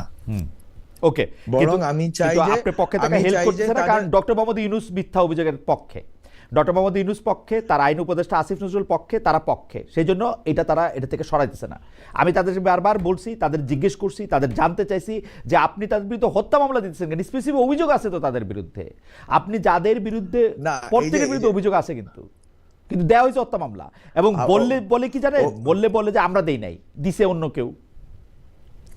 না, এখানে হচ্ছে যে আমি তো বললাম, একটা অভ্যুত্থান পরবর্তী অবস্থায় আপনি যখন পুরো দেশটা ভেঙে পড়তেছে, প্রত্যেকটা প্রতিষ্ঠান ভেঙে পড়তেছে, তখন অনেকগুলো ব্যবস্থা নেওয়া হয়েছে। আপনি ধরেন না, আপনি আজকে একজন অপরাধীকে ধরবেন, এখন এটা তো হচ্ছে লিগ্যাল। আপনি যতটা না গভর্নমেন্টকে দায়ী করতেছেন, তার চেয়ে আমি যদি বলি, এটা অ্যাবস্ট্রাক্ট শোনাবে, বাট দিস ইজ ট্রু, আমি লয়ার স্টুডেন্ট হিসেবে বলি, তার চেয়ে বেশি হচ্ছে আমাদের লিগ্যাল প্রসিডিউরের প্রবলেম। আপনি প্রসিডিউরালি আপনি কখনোই মোজাম্মেল বাবুকে গ্রেফতার করতে পারবেন না, আজকে চাইলে এখন গ্রেফতার করতে পারবেন না, কিন্তু আপনি যদি হত্যা মামলা দিয়ে দেন, আপনি তাকে এখনই তুলে আনতে পারবেন। সো দিস ইজ হোয়াই এই যে কলোনিয়াল লিগ্যাল সিস্টেম, এটার তো ক্রাইসিস, এটা যে আপনি একটা ফেয়ার লিগ্যাল সিস্টেম আপনার নাই এখনো। এবং আমরা তো অনেকগুলো সংস্কার করছি, আসিফ স্যার চেষ্টা করছে, অনেকগুলো করার চেষ্টা হয়েছে, করা গেছে, কিন্তু এরপরেও তো একটা ফেয়ার লিগ্যাল সিস্টেম নাই। আমি আজকে খালেদ মহিউদ্দিন, সে হাসিনাকে সাপোর্ট দিছে, এটা যদি আমি আজকে বলি, এবং এটা যদি আমি কালকে ঢাকা শহরে কেউ দাঁড়ায় বললো যে খালেদ মহিউদ্দিনের আমি ফাঁসি চাই বা শাস্তি চাই, সেটা ঠিক আছে, সেটার দাবির ব্যাপারে কথা বলতে পারে, কিন্তু যদি স্পষ্টভাবে যারা এটা ছিল, আমি তো বললাম এটা পাবলিক গ্রিভেন্স, এই পাবলিক গ্রিভেন্সটাকে চ্যানেলাইজ করে লিগ্যাল ফ্রেমওয়ার্কের অধীনে এটাকে আপনি যে বাস্তবায়ন করবেন এবং তাকে শাস্তির আওতায়, যে কোনো কারণে দুর্নীতি হোক, ট্রান্সপারেন্সি, আরো 10টা ইস্যুতে তাকে আনবেন, সেই সুযোগটা কি বাংলাদেশের লিগ্যাল সিস্টেমে আছে? বরং এই সিস্টেমটা, আমি বললাম এটা অ্যাবস্ট্রাক্ট শোনাচ্ছে, but again this is the crisis of legal system. আমি আপনাকে স্পষ্ট বুঝতে পারতেছি এবং আমি আপনার সাথে সম্পূর্ণ একমত। কিন্তু আমার দুঃখটা কি জানেন মাহফুজ? আমার দুঃখটা হচ্ছে গত 15 বছর ধরে আমরা শেখ হাসিনার অ্যাবসলিউট এই জায়গাটা, মানে উনার পলিটিক্যাল গ্রিভান্স, উনার এটা পছন্দ হইতেছে না, এটা করার জন্য উনি যেভাবে কলোনিয়াল লিগেল সিস্টেমের কথা বলে, যেভাবে তিনি লিগেল সিস্টেমের হাত মুচড়ে ধরে মানুষের মানবাধিকার ধ্বংস করছেন, এইটা ছোটদের বা ছোট করে তাই করা হইতেছে এই সরকারের আমলে। এটা হচ্ছে আমার আফসোস। আমি এই কথা আমি বলেই যাব, এই আফসোস আমার থাকবে। আপনি এই কথা বলতে পারেন, আপনার আফসোস, হতাশা, ক্ষোভ, ফ্রাস্ট্রেশন সবই থাকতে পারে, দ্যাট ইজ ভ্যালিড। হ্যাঁ, আপনি একজন সিটিজেন হিসেবে আরো ভালো ব্যবস্থা চাইছেন, এটা আমরাও চাইছি। The point is, আপনি হাসিনার সাথে এখানে তুলনা করাটা খুবই অন্যায্য। হাসিনার মতো করে র্যান্ডম হয়তো একটা দুইটা জায়গায় হয়েছে, এবং আমার জানা মতে কোনো আওয়ামী লীগের অ্যাক্টিভিস্টকে আজ পর্যন্ত গুম করা হয়নি। আপনি হাসিনার যে এক্সট্রা জুডিশিয়াল কিলিং এর জায়গাতে যদি আপনি বলেন যে মানে আওয়ামী লীগের কয়টা লোককে এক্সট্রা জুডিশিয়াল কিলিং এর শিকার হইতে হয়েছে, আপনি এই যে পয়েন্টগুলো বলতেছেন, হাসিনার সাথে এটা কোনোভাবে তুলনীয় না। বরং আমি বলি যে এই সরকারের এই আগ্রহটা ছিল যে আপনি লিগ্যাল সিস্টেমে একটা রূপান্তর ঘটাবেন। আমার সিআরপিসি তে চেঞ্জ আনা হয়েছে, পেনাল কোডে চেঞ্জ আনা হয়েছে, আপনার এই জুডিশিয়ারিকে আলাদাভাবে ইন্ডিপেন্ডেন্স দেওয়া হয়েছে। আমি জানি না এটা কি ভালো কি খারাপ হয়েছে, বাট এগেইন আমরা যেহেতু প্রমিস ছিল এটা হয়েছে, আরো হয়তো সুন্দরভাবে সিস্টেম করে দেওয়া যায়, অথবা এটা সিস্টেমটা চলতে চলতে এটা নিজেরাই শুধরে নিবে, কিন্তু এটা করা হয়েছে। ফলে আমরা 1.5 বছরের মধ্যে, সরকারের পক্ষে আমি বলি, সরকারের ব্যাপারে আমার নিজের গ্রিভে অনেক কথা আছে, আমাদের নিজেরই ক্রিটিক আছে, কিন্তু এই ক্ষেত্রে আমি মনে করি হাসিনার সাথে তুলনা দেওয়াটা অন্যায্য এবং একেবারেই অযৌক্তিক। কারণ হচ্ছে হাসিনা কখনোই চায় না যে লিগ্যাল সিস্টেমটা শুধরাইতে, আমরা লিগ্যাল সিস্টেমটা শুধরাইতে চাচ্ছি। আমি নিজে একজন মিনিস্টার থাকা অবস্থায়, আপনি বলেন আমার থাকা অবস্থায় 8 মাস 9 মাসে আমি কোন সাংবাদিককে কল দিয়েছি যে এই রিপোর্ট নামাই পেলো, আমি কাকে মানে হুমকি দিচ্ছি বা কাকে বলছি, আমি কোন এজেন্সিকে কাজে লাগাইছি, বরং এটা পুরো একটা কালচার ডেভেলপ করছে যে সাংবাদিকরা নিজেদের মতো করে, ইভেন আমার বিরুদ্ধে কয়েক ডজন রিপোর্ট তারা বের করছে, এবং আমি একবারও রিচ আউট করি না যে ভাই তোরা রিপোর্টটা নামা, বাট আই ডোন্ট কেয়ার, কারণ হচ্ছে যে এটা তো তার অধিকার যে সে আমাকে সমালোচনা করতে পারবে। হুম। আমি তো ওই উপদেশটা আমরা না, ছিলাম, নাহিদ ছিল। সমালোচনা তো সো করতে পারে, কিন্তু এখন মুশকিলটা হয়েছে যে আপনার মতো করে সবাই চিন্তা করে না, এবং এটা এক ধরনের ট্যাগিং এর রাজনীতি চলে। যেমন আমাদের একজন দর্শক কিন্তু বারবার বলতেছেন যে আপনি যে আমাকে বললেন যে এই যে ধরেন আপনিও শেখ হাসিনার দলে ছিলেন খালেদ ভাই, তো আপনার কেউ একটা ফাঁসি চাইলো, এই কথাটুকু কাইটাও ব্যবহার করাতে পারে যে মাহফুজ বললেন যে শেখ হাসিনার দলে ছিলেন খালেদ মহিউদ্দিন, এবং খালেদ মহিউদ্দিন এটা নিয়ে কিছু বললেন না। ভাই আমি শেখ হাসিনার দলে ছিলাম কি না ছিলাম ওই সেটা নিয়ে, মানে এটা খুবই ইন্টারেস্টিং। ওইটা আমার বক্তব্য না। আমি কোনোভাবে আপনাকে শেখ হাসিনার দাদা সেটা যে আপনার বক্তব্য না, ওটুক কাইটা, সেটা আমার কাজ না। ওটুক কাইটা আবার ওটুকের মধ্যে ওটা বলবে। এবং দেখেন একজন রেদন আহমেদ তিনি বলতেছেন খালেদ ভাই ফেব্রুয়ারিতে দেশে আসেন, মব কেমন দেখাবেন রেডি হয়ে আসেন। আমি ফেব্রুয়ারিতে দেশে আসবো ভাই, রেডি হয়ে আসবো, এটা নিয়ে আর তো বলে লাভ না। আমরা পরবর্তী জায়গায় যাই, যে আপনি বলতেছেন যে সেইখানে আপনারা চেষ্টা করছেন যে বিচার বিভাগকে আসলে স্বাধীন করার। বিচার বিভাগ বাংলাদেশের স্বাধীন ছিল, কিন্তু সেই স্বাধীনতাটা ছিল হচ্ছে শেখ হাসিনার স্বাধীনতা। শেখ হাসিনা তাদেরকে যতটুকু স্বাধীনতা দিত, যে বিষয়ে স্বাধীনতা দিত সেই বিষয়, সেটা থেকে আপনারা আলাদা করতে চাইছেন।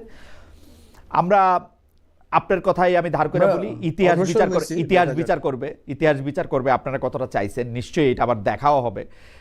আমি নানা ধরনের কথা শুনি, আপনি যেহেতু ল ডিপার্টমেন্টে পড়ছেন, আপনার বন্ধুরা তো কেউ বিচারক আছেন, কেউ আইনজীবী আছেন, তাদের কাছ থেকেও নিশ্চয়ই আপনি শোনেন। আমরা অন্য জায়গায় আসি। আপনি রাজনীতিকে আকাঙ্ক্ষা থেকে সরেন নাই আসলে। এখনকার বিএনপি জোট ও জামাত জোটের বাইরে নতুন রাজনীতির চেষ্টা করবেন, এই আহ্বান আপনি ফেসবুকে দিয়ে রাখছেন। এই 1.5 বছরে নিজেদের ভুল নিয়ে পর্যালোচনা করতেও আপনি রাজি, কিন্তু আপনার এই ফেসবুক পোস্টে মন্তব্য করেছেন আওয়ামী লীগ আমলের অবিচারের শিকার সরকারি আমলা মাহবুব কবির মিলন। তাকে কোট করি, তিনি জানতে চেয়েছেন কি করেছেন গত 1.5 বছরে, কি করতে চেয়েছিলেন পারেননি, কেন পারেননি, কাদের জন্য পারেননি, সেগুলোর তালিকা আগের দিন।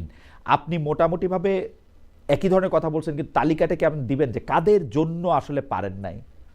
আপনি কি এটার 1 2 3 4 5 করবেন? না, আমি মনে করি না যে এখনো এই সময়টা আছে। যে আমি মনে করি যে এটা এইসব ক্ষেত্রে বিষয়গুলো যেহেতু মানে অনেক জটিল এবং অনেক লেয়ার্ড একটা জায়গাতে আছি আমরা, তো সেটা থাকুক। সেটা আমি তো বললাম যে ধীরে ধীরে ডাইভার্জড হচ্ছে, ধীরে ধীরে এই কথাগুলো আলোচনা হচ্ছে, হোক না, আর সময় আসুক। কিন্তু উনি যেটা বললেন কি করেছেন, এটা আমার লিস্ট আমি দেওয়ার ক্ষেত্রে আগ্রহী না। আমি সবসময় লোকি একটা পার্সন ছিলাম। আমাকে ওই ঢাকা ট্রিবিউনের রিপোর্ট আমাকে নিয়ে আসছে সামনে, সো সে তরুণ ইন্টেলেকচুয়াল। সো আমি এখনো লোকি মানুষই, পলিটিক্স করতে চলে আসছি, পলিটিক্সের ভিতরে ঢুকে পড়ছি, বাট আমি অলওয়েজ লোকি পার্সন ছিলাম, পড়াশোনা গবেষণার ভিতরেই ছিলাম। সো আমার ওই ফিয়ার নিয়ে আগ্রহ নেই যে আমি কি করছি এটা প্রচার নিয়ে আমার আমি কোনো প্রচার সিস্টেম আমার নাই। আমি থাকা অবস্থায় আমার আমার আমি দেখতাম প্রত্যেকদিন 5-7টা পত্রিকা আমার বাসায় আসে, তো আমি দেখতাম যে আমার নিউজটা কোথায় চাপাইছে। তো আমি তো অন্তত মিডিয়ার সাথে অনেকদিন সম্পর্ক আছে আগে থেকেই, তো আমি দেখতাম কোন কলামে চাপাইছে, কোন পৃষ্ঠায় চাপাইছে। তো নাই, তথ্যমন্ত্রীর কথা বলে পত্রিকাতে রিপোর্ট নেই। তো ওই জায়গায় যেটা হইতো আর কি, যে আগে তথ্যমন্ত্রীরা বা পিআরও কল দিয়ে বলে দিত স্যারের রিপোর্ট কিন্তু ফার্স্ট পেজে আসতে হবে, উপরের কলামে থাকতে হবে, ফার্স্ট কলামে থাকতে হবে। We didn't do that, and I don't have any interest in doing PR. Public relations যেভাবে করে, ফটোকার্ড বানায়, বিভিন্ন পেজ বানায়, ওইরকম আমার আগ্রহ নেই। কিন্তু আমি কাজ করছি কিনা এটা, যেহেতু গভর্নমেন্ট যখন এই কাজগুলো জমা দিবে, সংস্কারের কাজগুলো জমা দিবে, এবং আমি যে কথাগুলো আসলে পিয়ারও না মাহফুজ, আমি অনেকদিন ধরে সাংবাদিকতা আসি তো 29 বছর ধরে, আসলে ব্যাপারটা পিয়ারও না, কে কত ইন্টারেস্টিং কথা বলে। যেমন ধরেন আপনার থেকে লোয়ার পোর্টফোলিও হইলেও শফিক ভাইকে অনেক বেশি কোট করা, কারণ শফিক ভাই তর্কিত বিতর্কিত অনেক বিষয়ে কথা বলেন, সব বিষয়ে কথা বলেন, যে কোনো জায়গায় নিয়ে যে কোনো বিষয় নিয়ে তিনি কথা বলতে পারেন, উড়াই দিতে পারেন, শাক করতে পারেন, মিথ্যা বলতে পারেন, কিছু সময় মিথ্যা না বলতে পারেন, মিথ্যা বলতে পারেন। শফিক ভাই আবার একটু রাগ করবেন, শফিক আমি আপনাকে একটু বলি যে আপনি কিন্তু মিথ্যা বলেন আর কি, হ্যাঁ ঠিক আছে, এটা মনে রাখেন। তো মিথ্যা বলতে পারেন, তো এগুলি হচ্ছে পত্রিকার জন্য মানে খুব ক্যাচি আইটেম। আপনি সেরকমভাবে আসলে কখনো এরকম বিতর্কের জন্ম দেন নাই, আপনার সেই জন্য একটা হইতে পারে। কিন্তু আপনি যেগুলি করছেন, ফেসবুকে পোস্ট দিয়েছেন, সেটা নিয়ে আমি আপনাদের বলি। ফেসবুকে আপনারা পোস্ট কখনো সরিয়ে নিয়েছেন, কখনো সম্পাদনা করেছেন, কখনো পোস্টের কার্যকারণ তুলে ধরে নতুন ধরনের পোস্ট দিয়েছেন। এর মধ্যে অখণ্ড বাংলার মানচিত্র, যা পরে আবার সরিয়ে নেন, কিন্তু এর প্রতিবাদ করেছে আবার ভারত সরকার, আপনি জানেন। আবার জামায়াত শিবির, তৌহিদি জনতার সমালোচনা করে আপনি পোস্ট দিয়েছেন, আবার এগুলি সম্পাদনা করেছেন। আবার তারা যখন আপনার পোস্টে কঠোর সমালোচনা নামে, তখন আপনি তাদের প্রতি বন্ধুত্বের হাত বাড়াতে চান, বলেন হুমকি নয় সতর্ক করতে চান। আপনি আপনার সম্পর্কে বলা হয় যে বিগত 1.5 বছরে আপনি রাজনৈতিক দিক দিয়ে একটা স্থিতির মধ্যে আসতে পারেন নাই, মানে আপনি একটু তরল, একটু লিকুইড ফর্মে ছিলেন, একটু ভোলাটাইল ছিলেন, ও তরলের চেয়েও বেশি, মানে আপনি আসলে নিজের জায়গাটাই সবসময় খুঁজে বেড়াইছেন, ফেসবুকে পোস্ট দেওয়া সরাইছেন, যেটা বলতে চাইছেন সেইটা আবার পরে দেওয়া কারেকশন করছেন। আহ, এইটা কেন, মানে এইটার কারণটা কি, এইটা সম্পর্কে কি বলবেন জনাব মাহফুজ?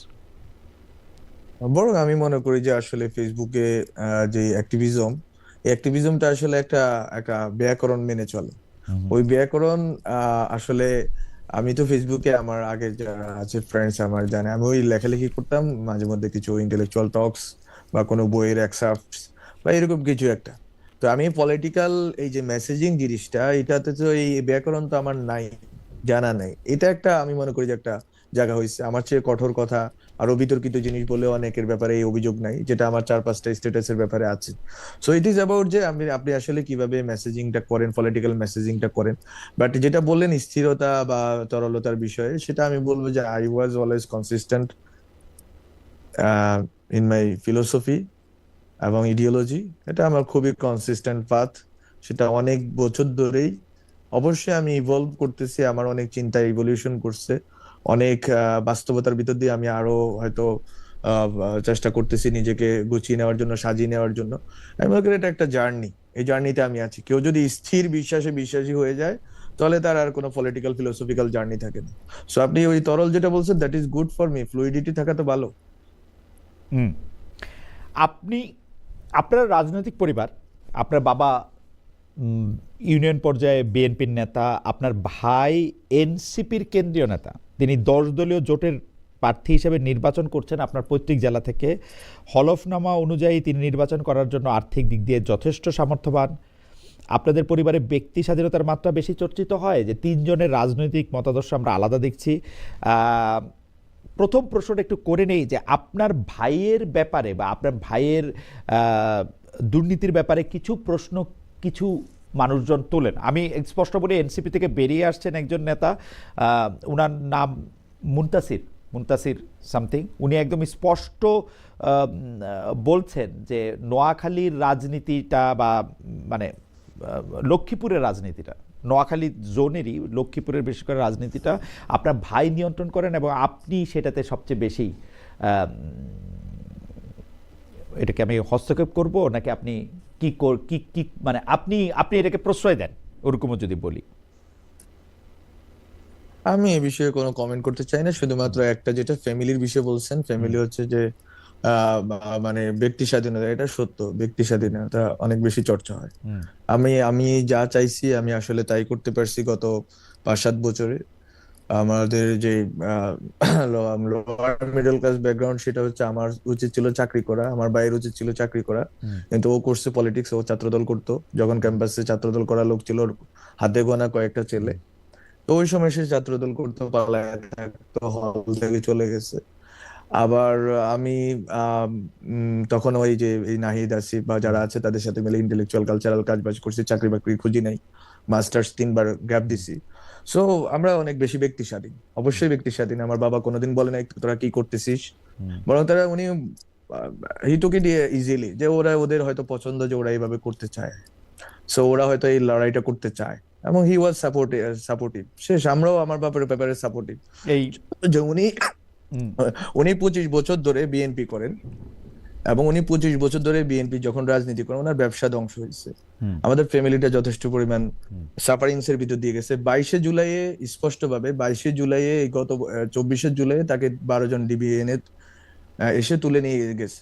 পরে এলাকার যেটা হয়, এলাকার রাজনীতির কারণে এটা ছেড়ে দিয়েছে ওনাকে। রাত্রে উনি অসুস্থ হয়ে পড়ছেন, এই জন্য ছেড়ে দিয়েছে তারা 22শে জুলাই 24-এর। সো আমাদের ফ্যামিলি পুরাটাই তার জার্নি। এখন আমি বলতে পারি না আমার বাবাকে যে আপনি 25 বছর বিএনপি রাজনীতি করছেন, আমরা যেহেতু এনসিপি করি বা আমরা যেহেতু এনসিপি বা জুলাইয়ের পক্ষে রাজনীতি করি, আপনি এটা ছেড়ে দেন। আমার এটা বলার অধিকার আমি রাখি না, কারণ আমার বাবা কখনো হস্তক্ষেপ করে না যে তোমরা এই রাজনীতি করতে পারবে না, তুমি মাস্টার্সটা দ্রুত শেষ কইরা তুমি বিদেশ যাও, একাডেমিক পিএইচডি করো, গবেষণা করো, ভালো চাকরি নাও। উনি আমাদেরকে যে লিবার্টিটা দিচ্ছেন যে ঠিক আছে তোমরা তো দেশের জন্য কাজ করতেছো, তোমার দেশের জন্য তুমি কাজ করো। আমি মনে করি আমার বাবার এই অধিকার রাইট, থাকা আপনারা উচিত তো যে স্বাধীনভাবে সে স্বাধীনভাবে আপনি একরকম আমরা যেটা সেই সময় সেটাকে বলতাম যে একরকমের স্টাডি সার্কেল বা গ্রুপ স্টাডি করে অনেক মানুষকে আপনি বুঝাইতে চেষ্টা করলেন, পারলেনও, আপনি আপনার মতো করে করতেছেন, আপনার ভাইও তো তাই তার মতো করে রাজনীতি করতেছে। কিন্তু দেখা যাচ্ছে যে আপনার ভাই কিছু সম্পদের মালিক হয়েছে, আমাদের দর্শকরা যেটা বলছে, এটা নিয়ে কি আপনি কিছু বলবেন? উনার নির্বাচনী হলফনামায় বা উনি তো উনার পেশাটা কি, এটা উনি চাকরিটা হ্যাঁ হ্যাঁ এইটা এটা এটা নিয়ে যদি আপনি একটু বলেন যে উনি না কোত্থেকে এটা পাইলেন। এটা ওই কারো কোন একজন ব্যক্তির নাম বলছেন, ওনার অভিযোগের ব্যাপারে কথা বলতে চাই না। আচ্ছা, উনার অভিযোগ সেটা বাদ দেন, আমাদের দর্শকের কথা যারা বলতেছে তাদের কথা বলেন। বিষয়, হ্যাঁ হ্যাঁ, না না, সেটা হচ্ছে আমি একটা কথা বলি যে ওনার অভিযোগ এটার ভিতরে চলে আসবে। উনি হচ্ছে যে খুবই ঘনিষ্ঠ লোক ছিলেন, যেটা হয় যে ঘনিষ্ঠ লোক প্রায় বিরোধিতা করে, কারণ তারা কিছু পায় না, কিছু পাইছে। এটা হচ্ছে এক ধরনের হতাশা, ক্ষোভ থেকে বলা। তো উনি আমাদের বাসায় অনেকবার আসছেন, কথা বলছেন, সম্পর্ক খুবই ভালো ছিল। জিনা জানার কথা বললেন, তো এই জন্য আমরা এই কথাগুলো বলতে চাই না। আজকে ক্ষোভ আছে, কালকে দেখবেন আবার গলায় মিলে গেছে। হ্যাঁ, এরকমই হয় আর কি মানুষের মানে মানে ইতিহাস, মানুষের ইতিহাস এটাই। বাট যেটা ফ্যাকচুয়াল যে কথাটা, সেটা হচ্ছে সে তো অস্ট্রেলিয়াতে গেছে 2023 সালে, যখন দেখা গেল যে 23 সালে না 22 সালে, হয়তো 22 সালে, হ্যাঁ 24 সালের আগে। তো ও তো 1-1.5 বছরের কাছাকাছি সময় অস্ট্রেলিয়াতে ছিল। ওখানে অবশ্যই তাকে টাকা কামাইতে হয়েছে, চাকরি বাকরি করতে হয়েছে, যেটা হচ্ছে অড জবই বলেন, যেটাই হোক করতে হয়েছে, বা ভালো জব, সেটা সে জানে। বাট সে টাকা কামাইছে, ওখানে টাকা পয়সা উপার্জন 2022 করছে। সালে গেছিলেন সে উনি, তাই দেশে না? আসছে, 2022 সালে। হ্যাঁ 22 সালে গেছেন। উনি 24 সালের না না 23 সালে গেছেন, 23 সালের অক্টোবর বা সেপ্টেম্বরে গেছেন। 23 সালে অক্টোবর। 24 সালের নভেম্বরে, হ্যাঁ 24 সালের নভেম্বরে, নিয়ারলি 1 ইয়ার অর মোর উনি অস্ট্রেলিয়াতে ছিলেন। অস্ট্রেলিয়াতে যারা বেসিক স্যালারির খোঁজ রাখেন তারা জানেন যে ওরা আমি কত আপনাকে টাকা আমি কামাইতে আপনাকে পারে। আমি আপনার তো না না, আমি এগুলি, একটু, জি শেষ করেন শেষ করেন, আমি আপনাকে একটা ধারণা দিতে পারি আর কি। আমি জি। হ্যাঁ। সো ও হচ্ছে যে, এটা তো হচ্ছে আপনার, ও হলফনামায় দেখাইছে হচ্ছে এখানে এসে আমরা, আমাদের ফ্যামিলি বিজনেস আছে গত প্রায় 35 বছর ধরে। এটা আমার বাবার সারের ডিলারশিপ আছে, সিমেন্টের ডিলারশিপ আছে, রড সিমেন্ট থেকে শুরু করে তার অনেক ধরনের ব্যবসা। মুদি দোকান ছিল অনেক দিন ধরে, প্রায় 40 বছর ধরে মুদি দোকান বা ব্যবসা ছিল গ্রামে, হ্যাঁ রামগঞ্জ শহরে। সো আমাদের ওই, তাকে অস্ট্রেলিয়াতে পাঠাইতে যেই টাকা লাগছে, যেই টাকার কথা আজকে বলা হচ্ছে, সেই টাকা তো 5 ভাগের 1 ভাগ তো অস্ট্রেলিয়া পাঠাইতেই লাগছে, হুম ঠিক না? হুম যে 20-25 লাখ টাকা তো লাগে একটা একটা ছেলেকে পাঠাইতে, ও হুম তার স্কলারশিপে যায়নি। হুম সো ওই টাকা যেহেতু আমার বাবা খরচ করতে পারছেন 2023 সালে, হুম তো ওই টাকাটা আমাদের ফ্যামিলিতে আছে, বিজনেসে, আপনি জানেন বিজনেস হুম ফ্যামিলি, আমি জানি না বিজনেস ফ্যামিলিতে যারা আছে। So it is about this. আমি কোনোভাবে সাফাই গাচ্ছি না, বরং আমার হুম। কথা হচ্ছে তার ব্যাপারে যেটা বলা হচ্ছে, সে বিজনেস করছে আইসা এখানে। মানে এই যে কি বলে, গত বছর যখন ঢাকায় আসলো, এবং সে বিজনেস, 2-3টা বিজনেস তার আছে, আমার ফ্যামিলির বিজনেসও এখনো আছে। হুম। আমার ফ্যামিলি বিজনেসের ভলিউমও তাই, সে যে টাকা দেখাইছে ওইটার অর্ধেকের কাছাকাছি হবে অন্তত। তো সুতরাং এই টাকা খুবই মানে ইউজুয়াল আমাদের জন্য। হুম। হ্যাঁ অবশ্যই আমাদের ফ্যামিলির অনেক সংকট আছে, অনেক সংকটের ভিতরে বিএনপি যেহেতু করতেন, উনি উনি অনেক সংকটের ভিতরে পড়ছেন। ব্যবসা করতে পারেন না, রামগঞ্জ শহরে উনি উঠতে পারেন নাই। রামগঞ্জ শহরে বিজনেস করতে তাকে বাধা দেওয়া হয়েছে বারবার আওয়ামী লীগ কর্তৃক।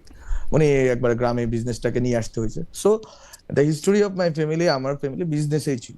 এখন এটা অভিযোগ করাটা স্বাভাবিক।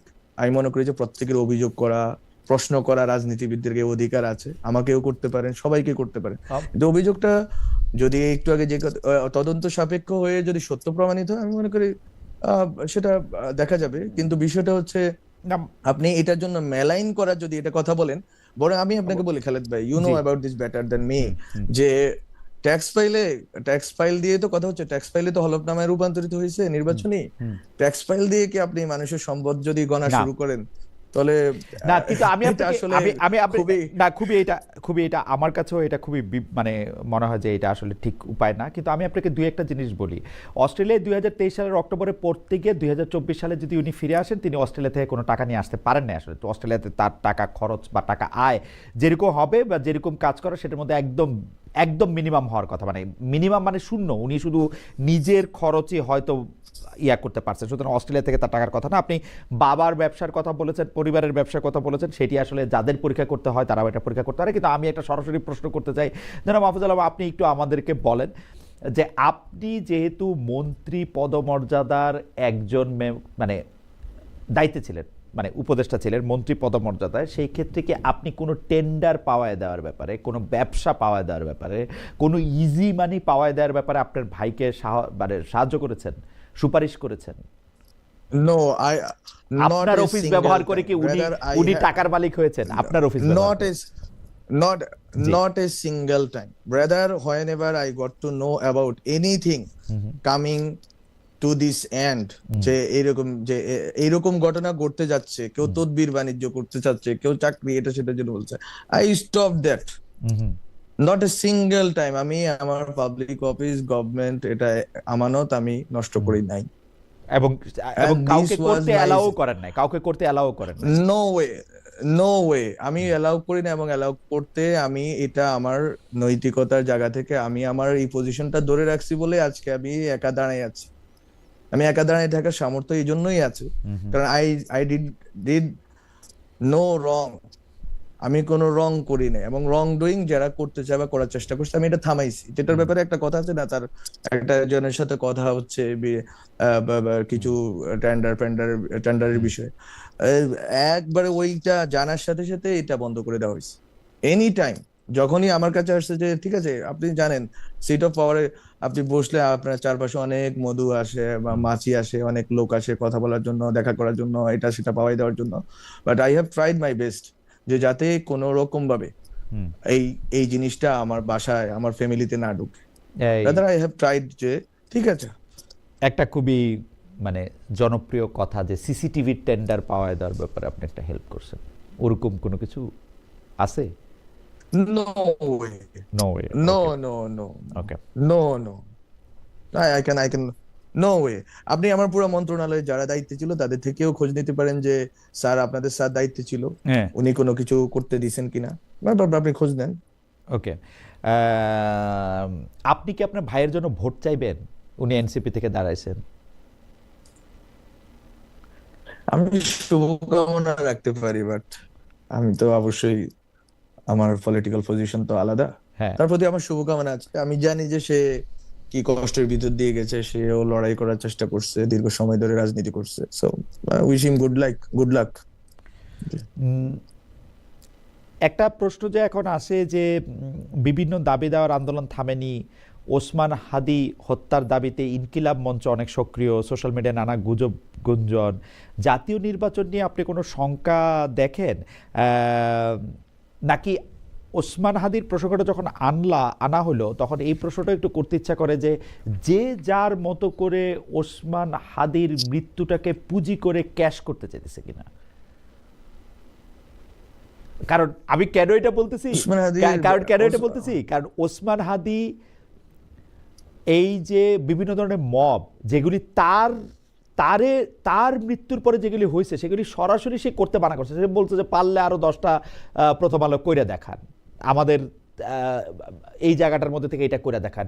উনি এনসিপির নতুন নেতৃত্ব কেন আজকে গেঞ্জি ছাইরে দামি পাঞ্জাবি পড়তেছে সেগুলি নিয়েও প্রশ্ন তুলছেন। কোথা থেকে তার এই লজ্জার কথা বলছেন? উনি বিএনপির সমালোচনা করছেন, জামাতের সমালোচনা করছেন, সবার সমালোচনাই করছেন, সাংবাদিকদের সমালোচনা করছেন, আমাদের সমালোচনা করছেন। কিন্তু কিছু পক্ষ এখন হঠাৎ করে তারা একটা সোল ডিস্ট্রিবিউটর হয়ে এইটাকে ক্যাশ করতে চাইতেছে কিনা, মানে এইটার জিনিসটা কি আসলে আপনি কিভাবে দেখেন? আমার মনে হয় যে কোনো রাজনৈতিক হত্যারই এক ধরনের আফটার ইফেক্ট আছে, এবং এটা তো অবশ্যই এক ধরনের রাজনীতি আছে, মেমোরির পলিটিক্স, অন্য কথাটা বললাম না, মেমোরির একটা স্মৃতির রাজনীতি তো আছে। এখন ওটা তারা করতে চেষ্টা করতেছেন, বিভিন্ন পক্ষ করার চেষ্টা করছে। আমি মনে করি যে এখানে ট্রু টু শহীদ ওসমান হাদি হওয়া গুরুত্বপূর্ণ। শহীদ ওসমান হাদি যেই ভিশন এবং যে অ্যাসপাইরেশনের জন্য ওনাকে ব্রুটালি কিল করা হয়েছে, মার্ডার করা হয়েছে, আমি মনে করি ওইখানে আমাদের সবার থাকা উচিত। এবং ওইটা কোনোভাবেই মব ভায়োলেন্স না, কোনোভাবেই হচ্ছে যে মানে প্রতিক্রিয়ার রাজনীতি না, বরং আমরা যেটা কথা বলি যে গঠনের রাজনীতি, গড়ে তোলার রাজনীতি, যেভাবে ইনকিলাব কালচার সেন্টার গড়ে তুলছেন, লেখালেখির মাধ্যমে, বক্তব্যের মাধ্যমে মানুষকে পলিটিক্যালি এডুকেট করার চেষ্টা করছেন। আমি মনে করি দিস ইজ দ্য ওয়ে, এবং ওই ওয়ে যারা পালন করবে আমি মনে করি দে আর অল কমরেডস অফ শহীদ ওসমান হাদি। ওকে। আমরা আমরা আমরা প্রায় শেষ পর্যন্ত চলে এসেছি। আর কয়েকটা বিষয়, শুধু আমাদের একজন দর্শক বারবার এই প্রশ্ন করছেন যে বাংলা এডিশন নামে একটা নিউজ পোর্টালের পক্ষ থেকে এই অভিযোগ করা হয়েছে যে তারা আপনি তাদের কাছে ঘুষ চাইছিলেন। এইটা নিয়ে কি আপনি কোনো কিছু বলবেন, যে আপনি কি এরকম কোনো কিছুর অনুমোদন পাওয়ার না ব্যাপারে ঘুষ চান? না না না না, নট এ সিঙ্গেল টাইম। বরং ইলিয়াস ভাইকে এটা দেওয়ার ব্যাপারে দুইজন ছাত্রনেতা, নাম বলবো না, দুইজন ছাত্রনেতা আমাকে বারবার চাপাচাপি করছেন। আমি বলছি আমি ইউজুয়ালি এখন অনলাইন দিব না, আমি চাই এটা পরবর্তীতে কমিটি হয়েছে, কমিটির মাধ্যমে যাওয়ার চেষ্টা করা হয়েছে।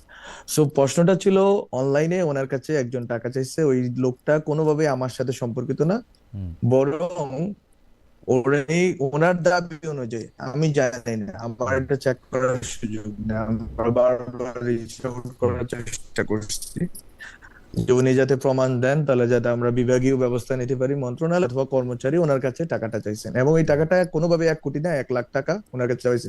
এটা 1,000 টাকা চাওয়াটাও আমি মনে করি যে অপরাধ।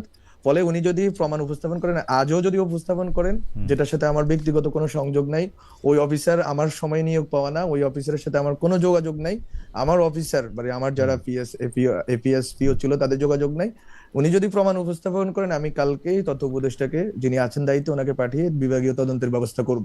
এটা হচ্ছে খুবই ক্লিয়ার। উনি একটা মিথ্যা কথা বারবার বলে এটাকে সলিড করার চেষ্টা করতেছেন, দ্যাট ইজ নট ট্রু।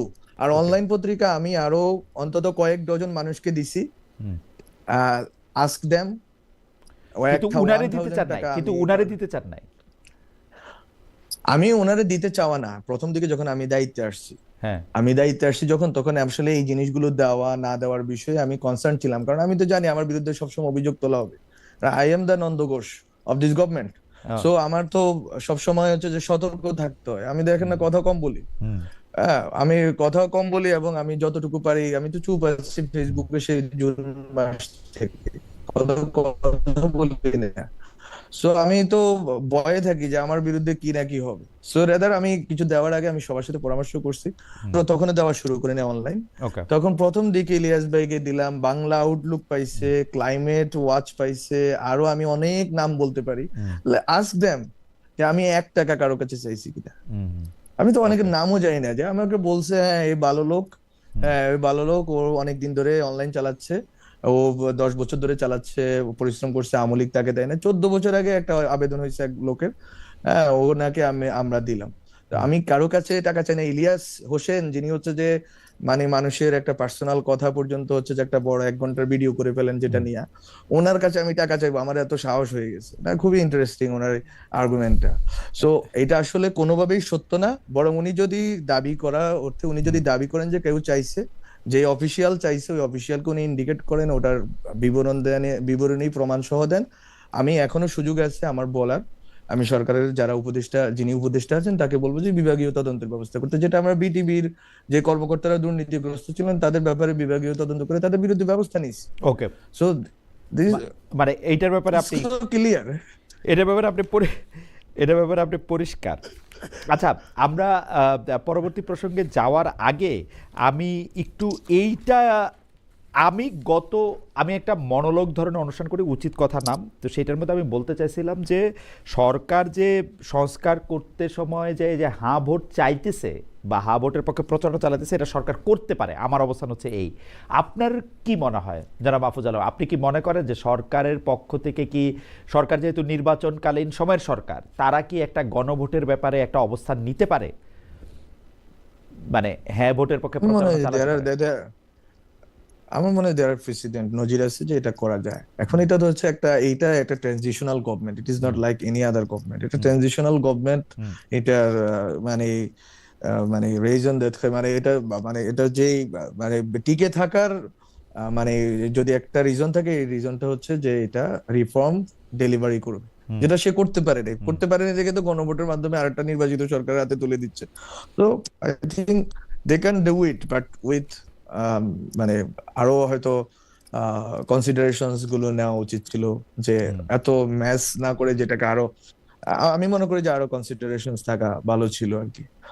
কিন্তু এটা করা যাইতে পারে, আমি মনে করি এটা অবৈধ না, এটা অনুচিত না, এটাই তার কারণ। এটা নাহলে এই গভর্নমেন্ট থাকে না রিফর্ম ছাড়া এবং রিফর্মের ম্যান্ডেট ছাড়া। আচ্ছা, একটা প্রশ্ন করি যে আমরা কিন্তু অনেক সময় দেখছি যে আপনি যেসব বিষয়গুলি মানে মানুষের সামনে আনেন সেই সব বিষয়গুলি নিয়েই আসলে আপনার যারা সহযোদ্ধা আছেন, সহকর্মী আছেন, যারা আপনাকে আপনার আমি অনুযায়ী বলবো যে যারা আপনার ছোট ভাইরা আছেন তারা আপনাকে আসলে একটু ফলো করেন। তো এখন আপনার ছোট ভাইদের মধ্যে একটা বড় অংশ, আপনি জামাতে যাবেন না, নারী নেত্রীদের মধ্যে থেকে যারা পরিচিত মুখ তাদের মধ্যে অনেকে জামাতের সঙ্গে গেলে নির্বাচনই করবেন না বা স্বতন্ত্র নির্বাচন করবেন, এরকম অবস্থার পরেও এনসিপি মানে জনাব নাহিদ ইসলাম মনে করলেন যে তিনি আসলে জামাতের সাথে যাবেন। এখন তারা যে জনাব নাহিদ ইসলাম, জনাব নাসিরুদ্দিন পাটোয়ারি, জনাব হাসনাত আবদুল্লাহ, জনাব সার্জিস আলম, তারা যে বক্তব্যগুলি দিচ্ছেন সেই বক্তব্যগুলির আগের বয়ান থেকে যে একটা মধ্যপন্থা রাজনৈতিক দল থেকে, তো তাদের ডেফিনেটলি একটু আলাদা বয়ান তৈরি করতে হচ্ছে। সেই বয়ানগুলিকে আপনি কীভাবে দেখেন, নাকি নতুন কোনো বয়ানই আপনি দেখেন না, মানে সেটা আসলে কি? যেমন এনসিপি প্রথমেই বলতেছে যে জামায়াতের সঙ্গে তার হচ্ছে আদর্শিক জোট। এখন আদর্শিক জোটটা কি, এটা আমি আদর্শিক জোট না সেটা কি আসলে আমি এটা বুঝি না। মানে মানে জোট আদর্শ ছাড়া কেমনে হয়? এটা তো আদর্শ থাকতেই হবে, তাই না? এটা তো আপনার কাছে কি মনে হয় যে তাদের এখন পলিটিক্যাল উপস্থাপনাটা কি, জনগণের কাছে তাদের ভোট চাইবার জায়গাটা কি? আমি দেখলাম Hasnat Abdullah is very smart, তিনি বিএনপি তার যে প্রধান প্রতিদ্বন্দ্বী তার বিরুদ্ধে আদালতে গিয়ে জিতে রাইটলি তিনি তাকে বসিয়ে দিতে পেরেছেন। কিন্তু অন্য জায়গায় যে আপনি এনসিপির হয়ে যাবেন, আপনার বলাটা কি আসলে, মানে আপনি বলতেছেন কি, কেন এনসিপির মানুষ ভোট দিবে?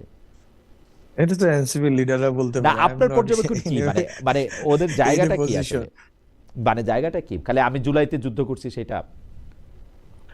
না, জুলাইতে যুদ্ধ করা এটা ছোটখাটো জিনিস না, এটা অবশ্যই একটা ব্রেভারি না না, কাজ, এটা খালি অনেক জুলাইতে বড় যুদ্ধ কাজ। তারপর করছি সেইটাই কি না? জুলাইতে যুদ্ধ তো আরো অনেকে করছেন যারা আবার উনাদের বিপক্ষে কাজ করতেছেন, আমি জায়গাটাতে বলতেছি। ধরেন এখন একটা না, এনপিএ এটা হয়েছে, এটা এনপিএ তো আপনি জুলাই যোদ্ধা হয়তো আমরা কিন্তু জুলাইতে আসলে এটা সামনের তো সারি ভালো। পিছনের সারি এমনি দেখি নাই। জুলাই একটা বিরাট আপরাইজিং, এটা সামনের সারি পিছনের সারি এটা বলা খুব মুশকিল। হ্যাঁ, কয়েকজন মুখ না, ছিল ঠিক তো আছে, বটেই। এই ইতিহাস তো কাউকে সামনে আনে কাউকে পিছনে রাখে, হুম এটা ইতিহাসের নিয়ম। হুম ইতিহাস একটা মানে নিয়তির নাম। সো এটা সব সময় ঘটে আসছে। So, কেউ তো সামনে চলে আসলো। এখন তারা যদি তাদের কজের প্রতি যদি ট্রু থাকে এবং তারা যেটা বলতেছে সেটার প্রতি যদি তারা সঠিক থাকে, তারা যদি এটাকে ধারণ করে, আমি মনে করি মানুষ তাদেরকে ভোট দিতে পারে। আর যদি তাদেরকে মানুষ মনে করে, যেটা আমি পাচ্ছি মাঠে যাদের সাথে কথা বলতে, যেহেতু নিউ প্ল্যাটফর্ম করব, অনেকের সাথে কথা বলার সুযোগ হচ্ছে আমার, মানুষের মধ্যে এক ধরনের হতাশা, বেশি করে হতাশা, অনাস্থার চেয়ে হতাশা, হুম যে ওরা কেন এদিকে গেল। হুম এরকম না যে ওরা গেছে ওদেরকে আমরা ঘৃণা করি, হুম বরং ইমোশনালি যে আমরা তো ওদের প্রতি ইমোশনালি ইনভেস্টেড ছিলাম, ওদেরকে ভালোবাসতাম, হুম স্নেহ করতাম, তো ওরা কেন এই ভুলটা করলো। সে মানুষের মধ্যে এই হতাশা বা ক্ষোভটা আছে। এখন ওইটাকে কিভাবে ওরা অ্যাড্রেস করবে এবং ওই মাধ্যমে তারা কিভাবে নিজেদেরকে উপস্থাপন করবে, সেটা মনে করি তাদের স্ট্রাগল। এবং এটা মনে করি একটা জটিল প্রক্রিয়া তারা ঢুকে পড়লো, যেটা জামাতের ব্যাপারে প্রথম থেকে বললাম। ওকে। হ্যাঁ, জামাতের ব্যাপারে আমি আর দুইটা প্রশ্ন মাত্র করব। আমি দর্শকদের কাছে জানতে চেয়েছিলাম যে আইসিসি সবাই ভোটে হার বাংলাদেশে, টি-20 বিশ্বকাপ খেলতে হলে যেতে হবে ভারতে। দর্শক এতে বিসিবি রাজি হওয়া উচিত ছিল বলে মনে করেন কিনা? শতকরা 25% মনে করেন উচিত ছিল, শতকরা 75% মনে করেন উচিত ছিল না। 29,000 দর্শক এখানে ভোট দিয়েছে। আমি আপনার কাছে একটু প্রশ্ন করতে চাই যে আপনি এনসিপিতে গেলেন না, বা এনপিএ তো আপনি গেলেন না, যেটা মানে মানে নতুন রাজনৈতিক নেটওয়ার্কস ফর পিপলস অ্যাকশন যেটা হলো, যেখানে আপনার সাবেক সহকর্মীরা বা একসাথে যোদ্ধারা ছিলেন। কিন্তু আপনি আশা করতেছেন নতুন আরেকটা করবেন, মানে মানে আপনি আপনি কি মনে হয় কেন মানুষ আপনার কথা শুনতে আসবে যে আপনি এনসিপিতেও নাই, এনপিএতেও নাই? স্পষ্ট আপনি যখন রাজনৈতিক প্ল্যাটফর্ম করছেন তখন আপনার সহকর্মীরা আপনাকে ফেলে বা আপনাকে ছাড়া আরেকটা প্ল্যাটফর্ম করতেছেন। আমি মনে করি যে এটা তো অবশ্যই আমার সাথে কেন আসবে, এখন যেই মানে গঠনটা হয়ে গেছে, যে মানে স্ট্রাকচার দাঁড়াচ্ছে, সেই স্ট্রাকচারটা হচ্ছে এরকম যে আসলে এনসিপি একটা সেন্টার রাইট টু রাইটিস্ট একটা পজিশনে নিজেদেরকে নিয়ে গেছে। এনপিএ মোর সেন্টার টু লেফটিস্ট একটা অর্গানাইজেশন, অথবা মানে এক্স লেফটিস্টদের অর্গানাইজেশন। আর যেটা আপ বাংলাদেশ আছে, এটা হচ্ছে এক শিবির, বা যারা হচ্ছে যে এরাও যারা রাইট টু রাইটিস্ট, এই যে মানে ওই ফরমেশনের লোক। সো এখন সেন্ট্রিস্ট যে পজিশনের কথা আমরা বারবার বলে আসছি, আমরা নিউ পলিটিক্যাল সেটেলমেন্টের কথা বলে আসছি, আমরা বারবার বলছি শাপলা শাহবাগ বা এই যে পুরাতন যে secularism versus Islam, Muslim identity versus Bengali identity, এই যে তর্কগুলো, হিস্টোরিক্যাল তর্ক অথবা ইকোনমিক তর্ক, যে আমাদের ইকোনমিক পলিসি কেমন হবে, সেক্ষেত্রে এনপিএ ভালো কথা বলার চেষ্টা করছে, সোশ্যাল ডেমোক্রেসির কথা বলতেছে, কিন্তু তারা এখনো ইকোনমিক পলিসির ক্ষেত্রে স্পষ্ট কোনো কিছু বলতে পারেনি। সো আমি মনে করি যে এখানে অনেক ধরনের যে এই যে প্রত্যেকটা রাজনৈতিক ফরমেশনের যে সংকটগুলো আছে, যেই মানে তারা যে এই জায়গাগুলোকে অ্যাড্রেস করতে পারতেছে না, এই জায়গাগুলোকে অ্যাড্রেস করার সুযোগ এখনো জুলাইয়ের পক্ষের কারো না কারো আছে, সেই জায়গাটা আমরা নিতে চাচ্ছি। এবং যে জায়গাটাতে আসলে সেন্টার রাইট টু লেফট সবাই আসার সুযোগ পাবে, বাট এগেইন এই জায়গাটা কিভাবে মোর, আমরা যেই কথা বলছি মোর ইনক্লুসিভ, যে ইনক্লুসিভিটিটা অন্য জায়গায় নাই, এখন সব জায়গায় এক্সক্লুসিভ হয়ে উঠতেছে, মোর ইনক্লুসিভ হওয়া যায়, মোর ডেমোক্রেটিক হওয়া যায়, আমরা যেটা বারবার বলছি পুরাতন বন্দোবস্তের বাইরে আসার ব্যাপারে, পুরাতন রাজনৈতিক দলগুলোকে চ্যালেঞ্জ করার বিষয়ে, এবং এট দ্য সেম টাইম একটা ভালো রাজনৈতিক বিকল্প তৈরি করার ব্যাপারে আমি মনে করি এখানে কাজ করার সুযোগ আছে। এখনো শেষ হয়ে যায় না। 71-এর পরে অনেক দল হয়েছে যারা একই সাথে মুক্তিযুদ্ধ করছে, কাঁধে কাঁধ মিলিয়ে তারা এই রাজনৈতিক বিরোধিতা করছে। বাট আমি মনে করি যে জুলাইয়ের ক্ষেত্রে এটা একটা সত্য জিনিস যে জুলাইয়ের পক্ষে অনেকগুলো প্ল্যাটফর্ম আছে, হবে, এবং সবগুলো প্ল্যাটফর্মই জুলাইয়ের ক্ষেত্রে বাংলাদেশের স্বাধীনতা, সার্বভৌমত্ব, অখণ্ডতার প্রশ্নে এক থাকবে, এবং আরো যে রাজনৈতিক কোয়েশ্চেন গুলো আছে। ফলে এটা হচ্ছে যে আপনি কোন মানে আহ কোন ব্লকে আছেন, এই প্রশ্নটা প্রত্যেকে একটা ব্লক বেছে নিচ্ছে। কিন্তু আমি পার্সোনালি, আমি আজকে সোয়াসে আমার একটা বক্তব্য আমি দিছি, ওইটা আজকে ইউটিউব পাইলাম, ইউটিউবে তারা আপ করছে। সো আমি ওখানে বলার চেষ্টা করছি যে অভ্যুত্থান তো আসলে হচ্ছে যে এই বাইনারির ঊর্ধ্বে উঠে একটা করার চেষ্টা করা হয়েছে, আগের যে তর্কগুলো আছে এগুলোকে মীমাংসা করার চেষ্টা করা হয়েছে, এটা আমি প্রথম আলোতে বলছি। ফলে আমি যেই মানে যে ভীষণটা হোল্ড করি, বা আমি যে চিন্তাটা জারি করার চেষ্টা করছি বাংলাদেশ সোসাইটিতে, হয়তো আমি অনেক ক্ষেত্রে স্লিপ, মানে কি বলা যায়, মানে ভুল কিছু কথা বলছি, সেই জন্য আমি নিজেও অনেক ক্ষেত্রে মানুষের কাছে অ্যাকনোলেজ করছি যে এটা ভুল ছিল। বাট এই ইভলিউশনের পর্যায়ে আমি যে কথাগুলো বলছি ওগুলোকে অন করে একটা কিছু করা ছাড়া, আহ এটা আমার জন্য আমি মনে করি যে এটা একটা দীর্ঘ মেয়াদী স্ট্রাগল আমি বেছে নিছি। এবং এটা যদি মানুষকে আশ্বস্ত করি, মানুষ যদি আস্থা পায়, মানুষ যদি মনে করতে পারে যে there is still opportunity to bring together a new platform or new political reality, তাহলে আমি কেন নয়, আমি কেন করব না, I will try my best. Okay, একটা প্রশ্ন তো এখন প্রায়ই আসে যে যে আকাঙ্ক্ষা নিয়ে আপনারা শান্তিতে নোবেলজয়ী ডক্টর মোহাম্মদ ইউনূসকে সরকার প্রধান করলেন, সেই আকাঙ্ক্ষা তিনি পূরণ করতে পেরেছেন কিনা, নাকি অনেকেই যে বলেন যে আপনারা একটা অন্তর্বর্তী সরকার না করে আপনারা যদি একটা বিপ্লবী সরকার তখন করতেন, সংবিধান বা বর্তমান রাষ্ট্রপতি এই সিস্টেমটার মধ্যে না থেকে এটা নতুন করে যদি এটা করতেন তাহলে এটা একটা বেটার ওয়ার্ক করতো, বেটার ফাংশন করতো। হাইন্ডসাইট আপনার কি মনে হয় যে আপনারা ডক্টর মোহাম্মদ ইউনূসকে এনে এখানে বসিয়ে এটা ঠিক করলেন, নাকি ডক্টর মোহাম্মদ ইউনূসের নেতৃত্ব একটা বিপ্লবী সরকার করা যেত? এটা তো ঠিক যে ডক্টর মোহাম্মদ ইউনূসের সাথে অনেক আগে থেকেই আলোচনাটা চলছিল, বা ডক্টর মোহাম্মদ ইউনূস এটা জানতেন অন্তত 3-4 দিন 5 দিন আগে থেকে।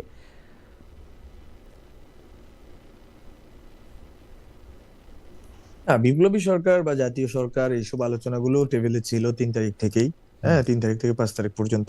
এর আগে জানি না কি বিষয় কি ছিল, বাট 3 তারিখ থেকে 5 তারিখ পর্যন্ত যেই আলোচনাটা ছিল সবগুলো সার্কেলের মধ্যে, যারা অভ্যুত্থানে অংশীদার ছিল রাজনৈতিক দলগুলোর মধ্যে, আমি মনে করি ওখানে স্পষ্ট ছিল যে বিপ্লবী জাতীয় সরকার সব সম্ভাবনাই টেবিলে ছিল।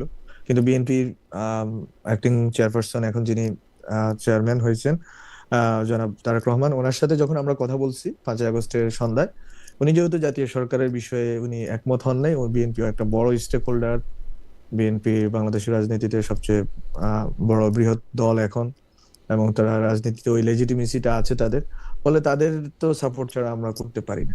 ফলে জাতীয় সরকারটা হয় না, এটা তো অনেকবার ব্যাখ্যা দেওয়া হয়েছে। বিপ্লবী সরকার, জাতীয় সরকার যেটাই বলেন, সেক্ষেত্রে অবশ্যই রাজনৈতিক দলগুলো একটা কনসেনসাস দরকার ছিল, সেই কনসেনসাসটা আমরা পাই নাই, ফলে ওইটা করা সম্ভব হয় না। এবং বিপ্লবী সরকার করার পরে কি হইতো, এটার ফ্রেমওয়ার্ক, টাইমলাইন কতদিন হইতো, কতদিন এটা থাকবে, কিভাবে কার্যক্রম করবে, সবকিছু একটা একটা পরিকল্পনার অংশ ছিল। কিন্তু আপনি মনে থাকবে আপনার যে 5ই আগস্ট থেকে 8ই আগস্ট সময়টা ছিল বাংলাদেশে একটা sort of civil were like situation, যে কেউ জানে না কোথা থেকে আঘাত হচ্ছে, কেউ জানে না কি হচ্ছে দেশে, হ্যাঁ, কোনো প্রশাসন নাই। ফলে ওই সময়টায় বাংলাদেশের নিরাপত্তার প্রশ্নে, বাংলাদেশের সার্বভৌমত্বের প্রশ্নে এবং স্থিতিশীলতার জন্য অনেক ডিসিশন আমরা রাজনৈতিক দলগুলোকে টেবিলে এনে নেওয়ার চেষ্টা করছি। দিন দিন দিন রাত চেষ্টা করছি ওনাদেরকে কনভিন্স করার জন্য, অনেক ক্ষেত্রে উপদেষ্টা পরিষদের নাম থেকে শুরু করে সবকিছুতে।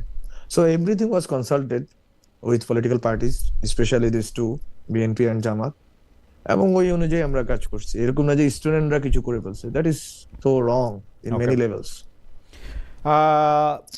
এটা প্রশ্ন না, এটা হচ্ছে যে শেষ কথা যদি আমি এরকম করে বলি, আপনার কাছে কি মনে হয় নির্বাচনটা সুষ্ঠু হবে কিনা এবং কার বা কোন জোটের জিতে আসার সম্ভাবনা বেশি? আপনি যদি বলতে চান তাহলে আপনি বলতে পারেন আর কি। জনাব মাহফুজ আলম, কার সরকার গঠন করার সম্ভাবনা আপনি বেশি দেখতেছেন? আমি তো রাজনীতিতে নিজেই এখন আছি, আমার মতো করে ভাবার চেষ্টা করতেছি। তো আমি আসলে প্রত্যাশা করি যারা বাংলাদেশের আমরা যেই জুলাই যেই সম্ভাবনা দেখছি